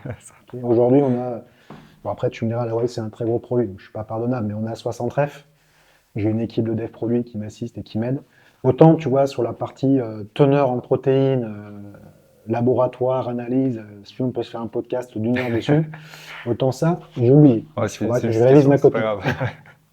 grave. Pour changer de sujet, c'est quoi pour toi les vrais compléments alimentaires aujourd'hui qui permettent de perdre du poids? Alors personnellement, je ne recommande jamais ça parce que c'est souvent une solution de court terme en mode on ne veut pas changer son mode de vie, tout ça et ça ne marche pas. Maintenant, il y a quand même des compléments qui ont des effets, notamment les brûleurs de graisse, je suis obligé de le reconnaître, mais ils ont un petit effet.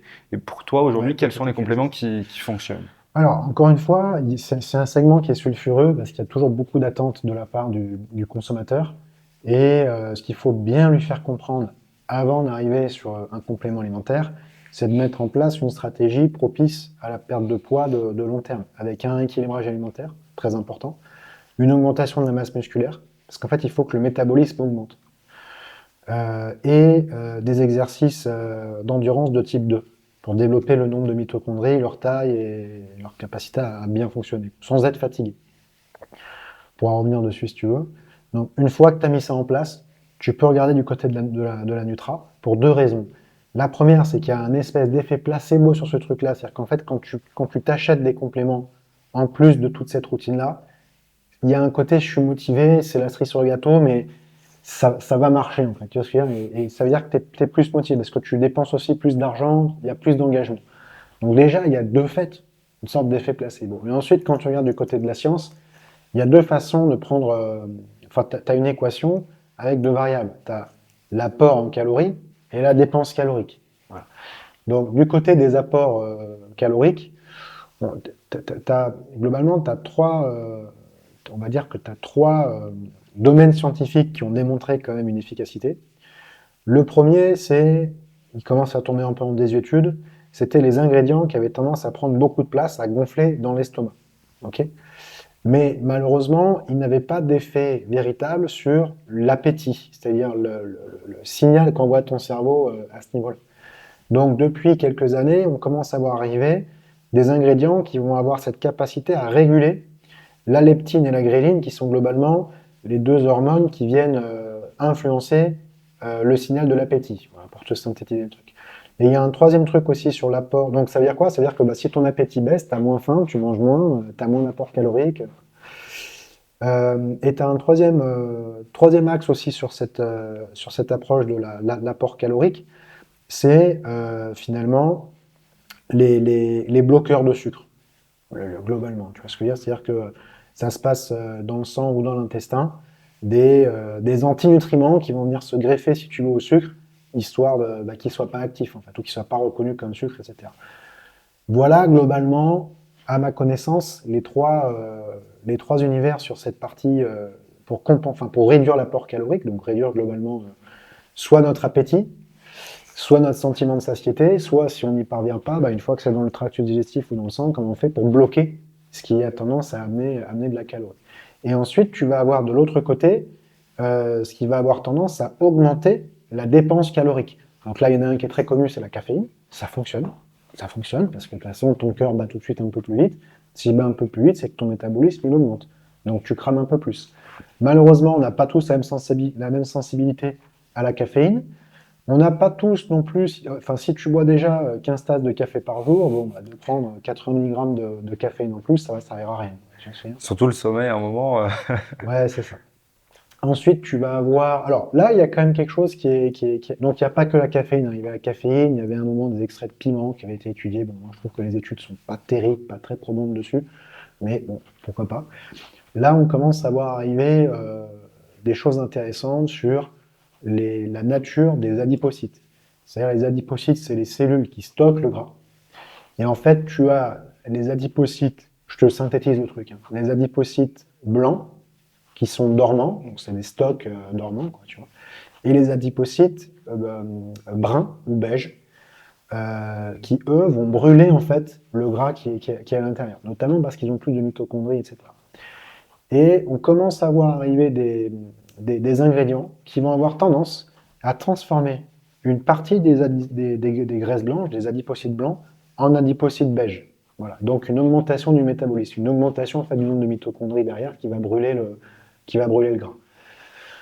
Voilà ce que je peux te dire en l'état de mes connaissances sur ce sujet. C'est pas non plus des trucs qui vont transformer les choses. Ça te permet de gagner 100, 130 calories, tu vois, pour la partie graisse blanche en graisse brune. Par semaine? Par jour. Par jour? Ouais. C'est énorme. Ouais, c'est beaucoup, mais bon, il suffit que oui, c'est déjà pas mal. Mais sur un apport alimentaire, on parle d'une personne qui sera entre 1008 et 2005, c'est finalement pas grand-chose.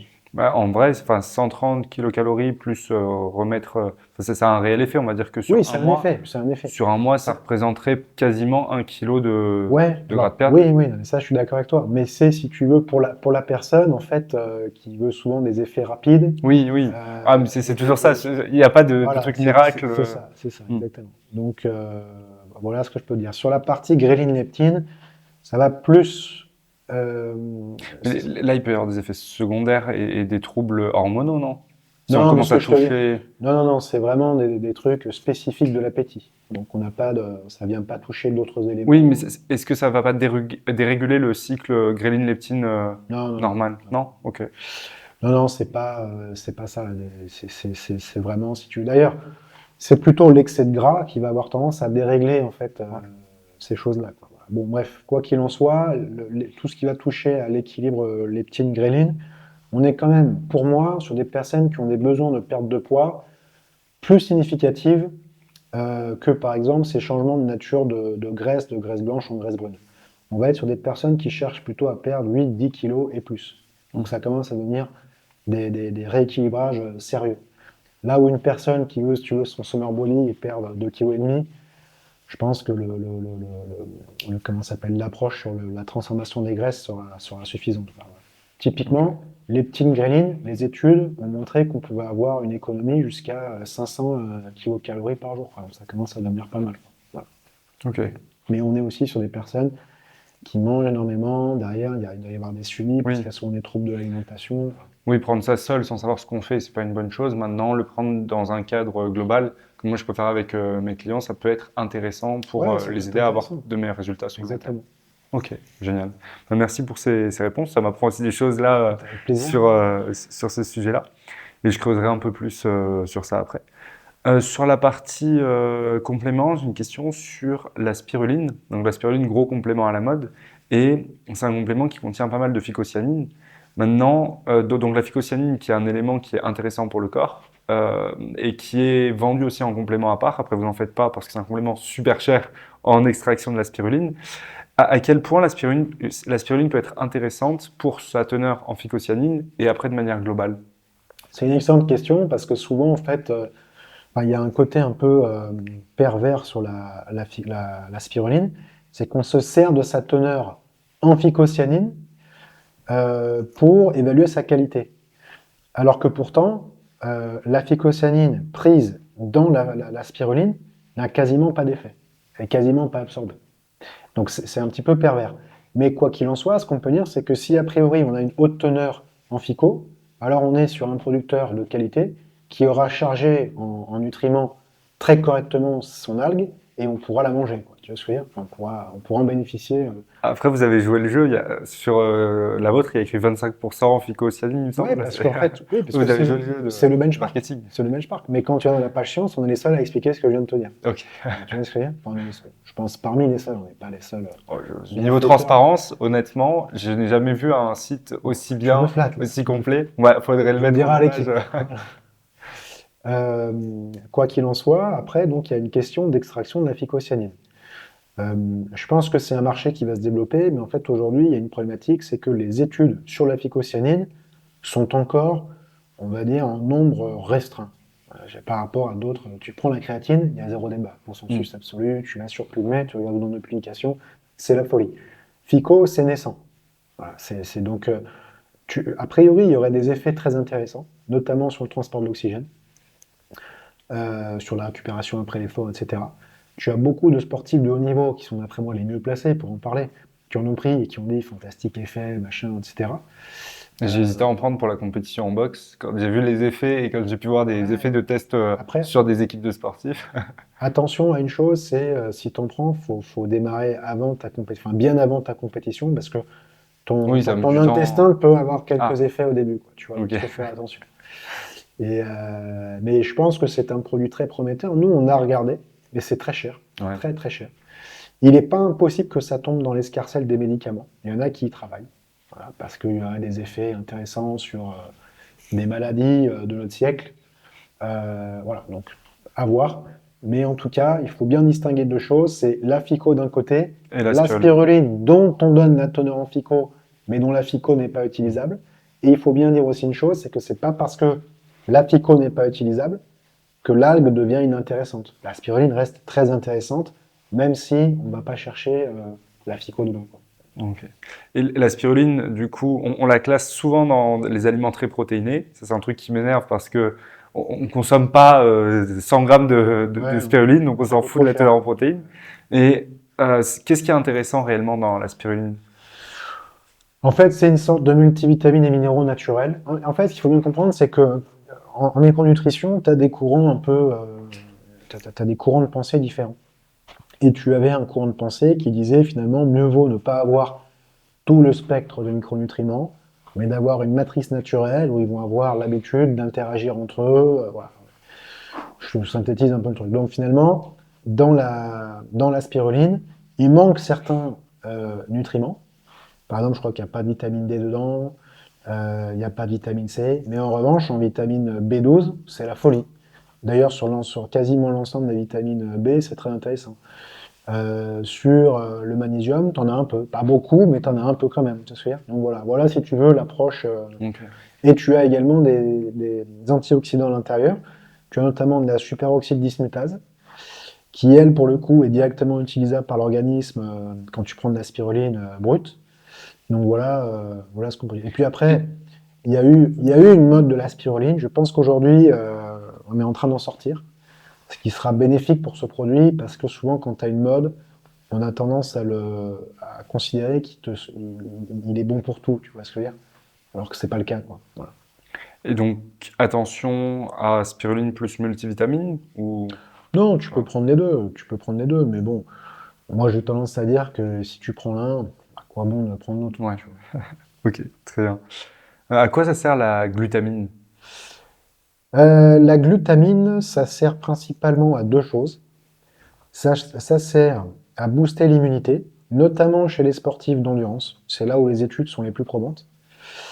Et ça sert également à réduire la perméabilité intestinale en resserrant les entérocytes. Entérocytes, c'est là où c'est les cellules en fait qui absorbent les nutriments. Et parfois, ils vieillissent et les liens qu'ils ont entre eux se détendent. Et c'est là où il peut y avoir de la perméabilité. C'est aussi quand même reconnu, bien entendu, pour améliorer la récupération musculaire, parce que dans les muscles, la glutamine, c'est l'acide aminé le plus abondant. Mais c'est pas un acide aminé qui est dit essentiel, c'est-à-dire qu'on sait le fabriquer. Donc en fait, quand tu t'entraînes, t'enclenches une réponse anabolique et ton corps va fabriquer de la glutamine. Donc moi, j'aurais tendance à dire, c'est pas prenez de la whey, ne prenez pas de la glutamine si c'est pour la pure récupération musculaire. Maintenant, si vous êtes un sportif plutôt d'endurance ou vous avez des problématiques d'immunité, là, ça va être très intéressant. Ou alors des problématiques de perméabilité intestinale. On parlait tout à l'heure, tu vois, parce qu'une flore intestinale en mauvaise santé protège pas en fait la paroi de l'intestin. Et donc, il peut être intéressant d'avoir un combo glutamine plus fibre pour essayer à la fois de renforcer sa paroi intestinale et également de développer la bonne flore au sein de son intestin. Voilà. Génial. Et donc en vieillissant aussi, glutamine, ça peut être intéressant. Ouais, ouais, ouais, Intestin. ça peut être intéressant. Alors, j'ai pas regardé, il y a une chose que j'ai pas regardé, parce qu'on en parlait tout à l'heure. Globalement, le tractus digestif humain garde à peu près 20% des protéines pour lui. Et à partir de 50-60 ans, ça commence à augmenter. Et à 70 ans, tu es à 50%. Il en garde 50%. Ok. Pour les raisons que je t'ai exposées tout à l'heure, c'est que jusqu'à 120 ans, ton tractus digestif, il fonctionne bien. Donc c'est un organe qui vieillit bien. Qui dit protéines, qui dit aussi acide aminé. Donc j'aurais tendance comme ça, hein, à chaud, à dire, je ne pense pas qu'avec l'âge, Il y on a ait besoin besoin de de plus de glutamine. glutamine. Soit on en a besoin parce qu'on a une paroi intestinale qui est abîmée, soit on en a moins besoin. Je pense, mais il faudrait vérifier.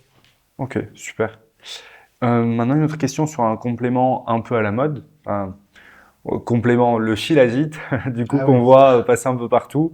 Il y a des pubs là-dessus en mode prenez du Shilajit, vous aurez une super testostérone, tout Ouais. ça. Moi, honnêtement, personnellement, je sais pas trop quoi en penser parce qu'il y a peu d'études là-dessus, peu de vrais retours, enfin Ah, de t'as tout dit. démonstrations probantes. Donc, Bah, t'as tout dit. ok. Je pense que bon, il y a un déficit pour le moment d'études cliniques sur le sujet. J'ai pas peur de le dire. Pourtant, je crois ne jamais l'avoir dit en vidéo, mais là, on s'approche un peu de l'ésotérisme. Et en fait, généralement, ce que tu vois, c'est des mecs sur TikTok qui te créent un espèce d'hameçon marketing, tu vois. Bon, pour le moment, j'ai pas été convaincu. On a regardé, parce que quand ça a été la mode, tout le monde nous a dit la forêt, il faut y aller, machin. J'ai dit, ok, on y va, mais on va pas non plus se fourvoyer. Chez nous, c'est la science en premier, expertise, etc. Et il n'y a rien dessus, les gars. Donc, comment on fait? Donc, on a laissé passer cette vague. Et pour être honnête, après, j'ai pas réouvert le passage en revue de la littérature scientifique. Ça a peut-être avancé. Peut-être qu'on trouvera qu'il y a des choses intéressantes. Je dis pas que ça marche pas. Je dis que pour le moment, on sait pas. Voilà. Voilà ce que je peux te dire dessus. Ok, super. Ouais, c'est important de savoir ce qu'on prend et pourquoi on le prend et si ça marche. Moi, ce qui me dérangeait, c'était juste de voir un marketing monstrueux autour de ça Mm. sans savoir si réellement ça fonctionne. Mais bon. Ouais, après, je trouve que finalement, c'est là aussi où tu vois que le marché commence à devenir mature. Tu as peu de marques qui ont quand même une Qui ont certaine suivi? crédibilité, qui ont suivi. Ouais. Ouais. Donc c'est plutôt rassurant. Hmm.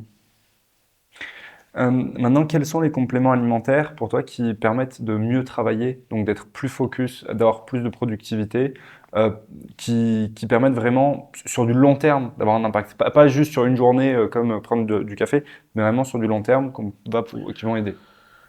Alors, je pense qu'il y en a beaucoup, et moi, je vais pas pouvoir te donner une liste exhaustive. Ceux qui sont vraiment centrés là-dessus. Par exemple, il y a le rhodiola, on en parle pour ça, la Ouais, Rhodiola, ashwagandha. Ashwagandha, ouais. Qu'est-ce qu'on peut avoir vraiment qui va avoir cet Le impact-là? ginseng, Mm. le manguier. Le manguier, en plus, a été mécanistiquement étudié. Euh, Donc le manguier, L'extrait de feuilles de manguier. ok, En fait, le principe actif, c'est la mangiférine. Et là, en fait, tu es sur quelque chose qui va venir augmenter l'activité électrique sur les neurones. Donc là, ah ouais, tu sais que ça fonctionne. Moi, par exemple, j'en prends quand je fais des longs trajets en voiture et que je suis tout seul. Parce que bon, 110, 130 sur l'autoroute, ça va 5 minutes. Mais avec les bagnoles modernes, tu t'endors vite, en fait. Tu vois ce que je veux dire? Donc, tu te mets des musiques, des podcasts, mais parfois c'est un peu long. Tu prends ça, t'es vif. Tu vois ce que je veux dire? Voilà. Et vous en faites de l'extrait de feuille de Ouais, morue? on en fait dans notre booster. On en fait dans notre booster. On a aussi de l'ashwagandha, qui est considéré aussi comme quelque chose qui peut améliorer la concentration. Tu parlais du rhodiola aussi. Donc, tu as beaucoup de toute cette liste d'ingrédients dits adaptogènes qui va avoir des effets sur sur la concentration, en fait, parce qu'on est en train de se parler de ça, quoi. Voilà. Ok, donc c'est plutôt des extraits de plantes en général qui vont pour avoir cet effet-là. Dans ce que j'ai vu, oui. Voilà. Ok. Dans ce que j'ai vu, oui. La phyto, c'est quand même un monde assez passionnant, quand c'est bien fait, parce que c'est le segment de marché le plus adultéré. Ok.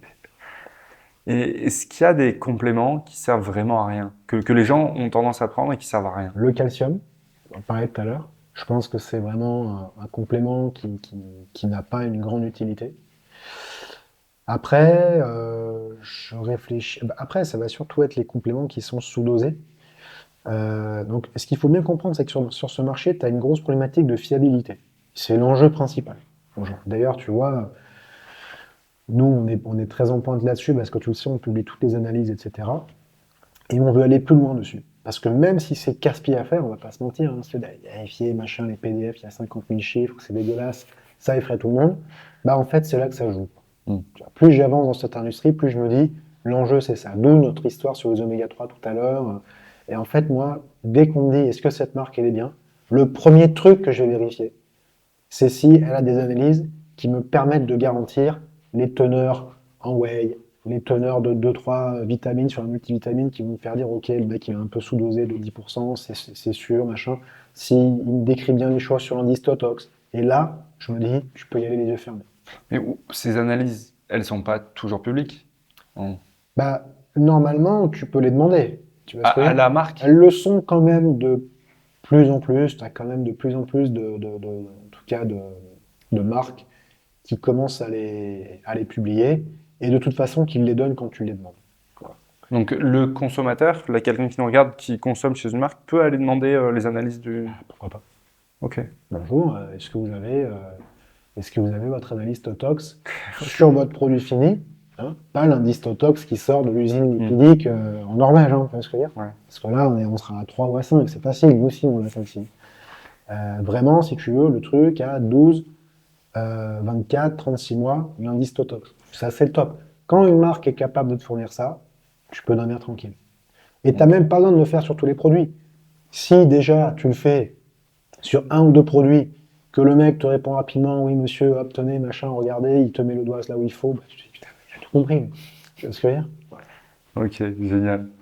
Maintenant, j'aimerais savoir, Edouard, du coup, aujourd'hui, avec Nutri&Co, vous produisez beaucoup de compléments. Donc, vous avez 60. commencé en 60. Ouais. Vous avez commencé en 2017. C'est ça. Comment est-ce que tu t'es lancé et comment est-ce qu'on se met à produire des compléments? En fait, j'avais 29 ans à ce moment-là et mon objectif c'était de développer des compléments qui me soient adaptés. On était à l'époque sur une période où les marques étaient très pharma et elles copiaient un petit peu le marketing des médicaments, donc elles étaient dans une approche très curative avec des effets promesses rapides, etc. Je me reconnaissais pas dedans en fait, tu vois ce que je veux dire. Donc je me suis dit bon, il y a quelque chose à faire. J'ai eu la chance de croiser un ami qui m'a parlé de la vente sur Amazon, parce qu'il faut savoir que j'ai démarré à ce moment-là avec une mise de fonds qui était relativement modeste, et donc je ne pouvais pas débarquer directement en pharmacie avec une gamme énorme, une force de vente, des voitures, machin, c'était impossible. Donc j'ai été là où on voulait bien de moi en fait. Ouais, par Bezos, il n'y avait pas grand monde qui voulait bien de moi. Donc on a démarré sur Amazon et c'est comme ça que l'aventure en fait a pris. Et donc dit plus concrètement, j'avais mis en exergue 4 limites sur le marché à l'époque. Un, que tu avais une information qui était très technique, très morcelée, très barbare, très effrayante. Tout était fait pour qu'on s'en remette à un prescripteur. Or, je pensais qu'aujourd'hui, tout à chacun pouvait avoir la volonté de mettre en place sa propre routine prévention santé, quoi. Voilà. Il y avait une problématique aussi de transparence. Je ne reviens pas dessus, je pense que ça, tout le monde a compris. Il y avait une problématique de prix. Parce que si tu achetais en pharma, c'était 2 fois plus cher que si tu achetais sur Internet, et c'était encore 2 fois plus cher que si tu achetais sur Amazon, et puis tu avais des magasins bio, machin, donc finalement, à qui faire confiance? Et puis, tu avais une problématique, je trouve aussi, d'esthétisme. Soit tu avais des marques un peu médicamenteuses, soit tu avais des gros poids de muscles flashy américaines. Et je me suis dit, bah, en fait, moi, j'ai fait un très gros travail de recherche, etc., sur l'approche un peu préventive. Je suis fier de ce que j'ai fait. J'ai pas envie d'avoir à planquer mes compléments au fin fond de mon placard, quoi. Si j'ai un pote qui vient et qui me dit, ah, c'est quoi ça? J'ai pas envie de passer pour un hypochondriaque et je veux pouvoir lui en parler. Hmm. Voilà, donc on avait fait des petits designs très sympas. C'est mon Ah, c'est associé clair, c'est très beau. Jean-Baptiste qui a fait tout ça. C'est plébiscité d'ailleurs par les clients aujourd'hui. Et c'est comme ça que l'aventure a démarré, quoi. Voilà. Comment est-ce que tu as créé les premiers produits que tu as vendus sur Amazon?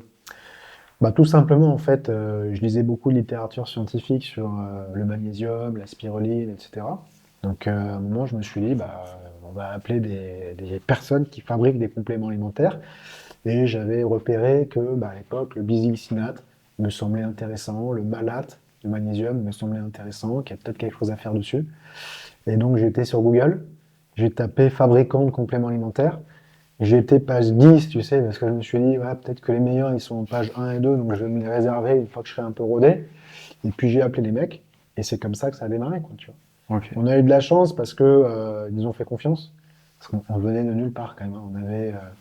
On sortait presque des études, tu vois, enfin 29 ans, peut-être pas quand même. J'avais 5 ans d'activité pro derrière moi, mais bon, t'as pas 30 ans. Dans le monde pro, t'arrives, tu dis salut, je suis entrepreneur. Ça fait un peu jeune entrepreneur, la question est vite répondue, quoi. C'est dangereux. Mais on est tombé face à des façonniers qui nous ont fait confiance. On est tombé aussi à un moment où il n'y avait pas encore eu, tu sais, toute cette vague de renouveau, parce qu'on a fait partie, je pense, des pionniers quand même. Et donc on est passé. Et la chance, enfin, je dirais pas la chance qu'on a travaillé quand même, mais le destin nous a sauvés. Voilà comment ça s'est passé. Donc on avait envoyé, je me souviens, pour le magnésium, j'avais envoyé un mail type cahier des charges au façonnier en lui disant, bah, est-ce qu'on peut faire cette formule? Il m'a dit, bah oui, on peut. Bah, est-ce que tu peux me donner un prix? Bah, pour combien de flacons? Ah, bah, je sais pas, 5000, tu vois, c'est dire, voilà comment ça a démarré, quoi. Puis après, il fallait choisir les packaging. Donc, au début, j'avais fait venir des packaging de folie de Chine. Mais bon, la chaîne logistique était ultra lourde, quoi, en fait. Donc, je me suis dit, bon, il va falloir que je me rabatte sur ce qu'on a en Europe. Aujourd'hui, c'est vrai que tu as quand même moins de choix dans l'univers des possibles. Parce que on ne parle pas du choix du flacon, parce que des formes de flacons, tu en as des dizaines, des centaines même. Mais l'outil industriel du pays n'est capable d'en faire passer peut-être que 10 sur ses chaînes. Tu vois ce que je veux dire ou pas? Donc ça te restreint très vite, en fait. Ok. Voilà. Donc, Tout ça, c'est-à-dire, t'apprends. si on veut, par exemple, un flacon qui fait cette hauteur-là, peut-être qu'on ne pourra pas, et du coup, Ouais, on est limité. cette hauteur-là, si, quand même, tu vois, mais voilà, là, déjà, entre ces deux flacons-là, t'as 20, enfin, peut-être pas 20%, mais t'as 10% de ce qu'il est possible de faire, entre guillemets, quoi, tu Ok. vois. Voilà. Et du coup, cette forme-là, c'était pas celle que vous vouliez de base. Non, à la base, on voulait des packaging en craft qui se déclipsent avec un système un peu de canette. On trouvait ça top niveau. Ok. Et bon, finalement, on n'est pas parti là-dessus, quoi. Ok. Voilà. Bah, ça, je le trouve vraiment très bien, Ouais, ouais, c'est pratique. c'est bien. Bon, après, la problématique, c'est qu'aujourd'hui, tu vois, nous, on cherche à singulariser notre marque. On veut que les gens achètent du Nutrien&Co et pas juste un magnésium qui a un brevet en plus que celui du voisin, etc. Parce que on croit vraiment dans notre démarche.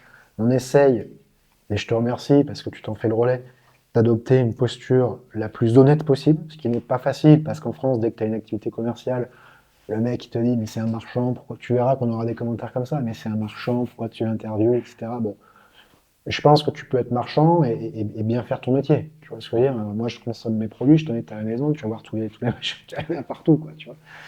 Donc, et puis, tu as pu visiter un peu les bureaux, etc.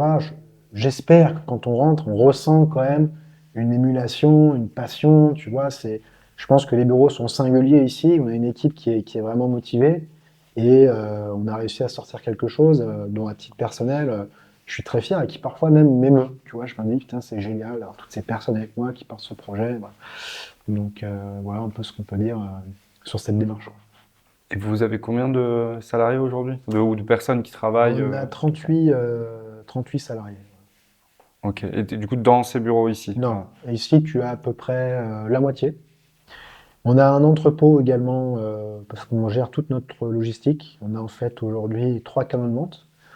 On a bien entendu notre site internet, Les pharmacies. qui est la pro du navire, les pharmacies, et pas uniquement d'ailleurs, on a des herboristeries, des magasins de diète, des salles de sport.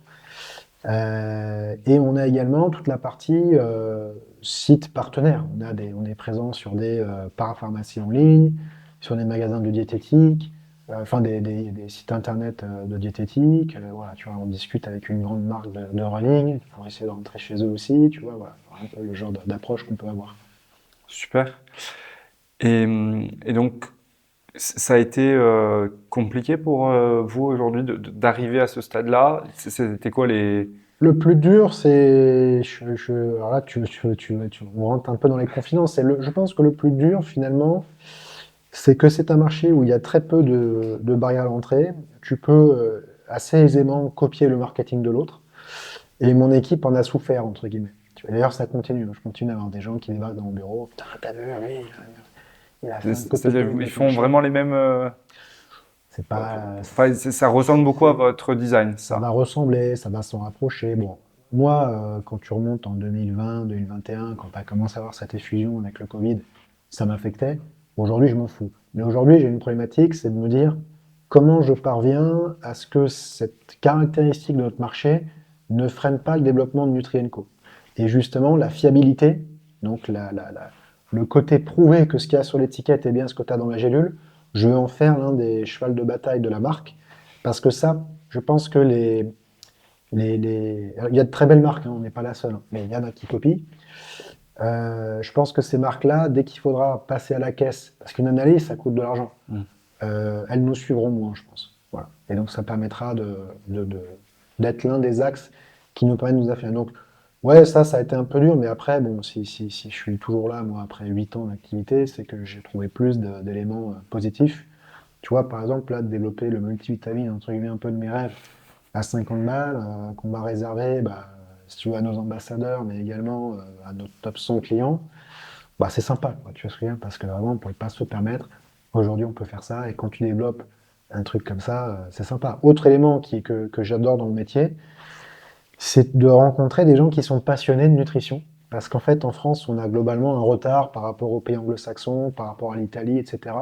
Ça a longtemps été un peu décrié. On disait, ouais, de toute façon, si tu manges équilibré, c'est bon. Voilà, bon. Et T'es à la diète. ouais, voilà. Et en fait, en fait on se rend compte que moi, ma philosophie, c'est de dire que la nutrition, c'est quelque chose qui va nous permettre de nous rendre plus adaptés à notre environnement. C'est comme ça que je le conçois. Tu vois, parce que on n'était pas programmé à travailler dans le tertiaire devant des écrans toute la journée, à pas prendre le soleil et donc à avoir un déficit de vitamine D. On n'était pas non plus programmé à être sur les écrans toute la journée et donc à avoir des problématiques de troubles de l'attention. Donc comment la micronutrition peut venir nous aider? On n'était pas programmé non plus à bouffer du McDo quand on était peut-être plus jeune, ce qui a pu avoir un impact sur notre flore intestinale. Donc comment la micronutrition peut venir et nous filer un coup de main là-dessus. Voilà en fait l'approche qui est celle de Nutri, quoi, tu vois. Génial. C'est vraiment une belle approche, une belle vision des choses. Donc, toi, aujourd'hui, je vois que tu es vraiment passionné de toute la partie recherche, étude de produits. Ouais. Est-ce qu'aujourd'hui encore, tu continues de vraiment travailler là-dessus? Oui, je continue. J'ai généralement une réunion tous les vendredis matins qui peut durer parfois 3 heures, parfois 1 heure. Et on passe en revue tous les développements produits. Après, je commence à segmenter, tu vois, par exemple, sur la partie santé féminine, bon, bah, ça va plutôt être, j'ai deux femmes dans l'équipe développement produit, je vais leur laisser comme initiative sur ces grands sujets. Mais en revanche, je vais toujours venir les challenger si elles font une formation, dire, ah, mais attends, là, je comprends pas bien, machin, est-ce que tu penses pas qu'il faut dire des choses comme ça? Voilà. Et après, il y a des domaines qui sont un peu, où je vais être un petit peu plus opérationnel. Là, on est en train de développer une gamme endurance. Notamment, on est en train de Avec les développer électrolytes déjà qui sont alors, les sortis? électrolytes qui sont sortis. Ouais. Il y a une boisson endurance qui va sortir. Et on est en train de développer des gels. Ça, c'est des trucs sur lesquels je vais vraiment passer du temps d'un point de vue passage en vue de la littérature scientifique pour regarder au niveau des gels quel va être le ratio, par exemple, optimal glucose-fructose. Voilà, également l'approche marketing, c'est-à-dire comment on amène ces produits-là chez Nutrienco, le QR code. Tu vois, en fonction de si tu fais un 10 km, un semi, un marathon, peut-être que tu n'auras pas besoin des mêmes produits, comment on construit un truc. Ça, c'est ce qui va me passionner. Voilà, ça fait vraiment partie des éléments où je me dis, matin en me levant, j'ai de la chance parce que moi-même, je cours un peu, donc si tu veux, ça me parle et j'utilise mes produits. Donc c'est chouette. Je pense que franchement, tu vois, dans l'entrepreneuriat, quand tu peux, quand tu adoptes tes propres produits au quotidien, il y a quand même une satisfaction. Voilà. À fond, à 100%. C'est Ouais. clair que ça fait plaisir. Ben, merci pour toutes ces réponses et ce partage-là, Edouard. Est-ce que tu as des derniers points à rajouter ou un élément sur lequel tu souhaiterais revenir? Non, bah, s'il y a des personnes intéressées par les sports d'endurance, etc., qui n'hésitent pas en fait, à s'abonner à notre newsletter, parce qu'il y a pas mal de news qui vont arriver à ce sujet. Pour ceux qui sont plutôt sport de force, on a sorti les barres protéinées, là, je ne sais pas si tu les as testées. Ah oui, oui, C'est une je l'ai tuerie, testé, on va franchement, on tester. est super contents, ça fait partie des produits tu vois, sur lesquels on a été très exigeants, on a beaucoup travaillé, etc. Donc voilà, quoi. Puis surtout, moi, ce que je veux que vous reteniez, parce que c'est vrai que il y a peut-être un peu un biais dans ce que je viens de vous dire, mais croyez-moi, ici, on essaye vraiment d'avoir une approche honnête et on essaiera de vous le prouver d'ailleurs dans les commentaires. Donc n'hésitez pas à nous poser toutes vos questions et rejoignez l'aventure. Voilà. Eh ben, merci beaucoup, Edouard, pour ce partage. Si vous Merci voulez à toi. tester les produits d'Edouard de Nutri&Co, vous pouvez les commander. Je vous mets le lien directement dans la description avec le code Benjamin10 pour passer vos commandes. Et vous avez, je pense, assez d'informations maintenant pour passer les meilleures commandes. Merci, Edouard, pour ta présence sur la chaîne. Merci à toi. Abonnez-vous, mettez un max de j'aime, posez vos questions en commentaire et Edouard vous répondra très certainement aussi. On viendra répondre et je le fais souvent personnellement. Génial. Au revoir. Force!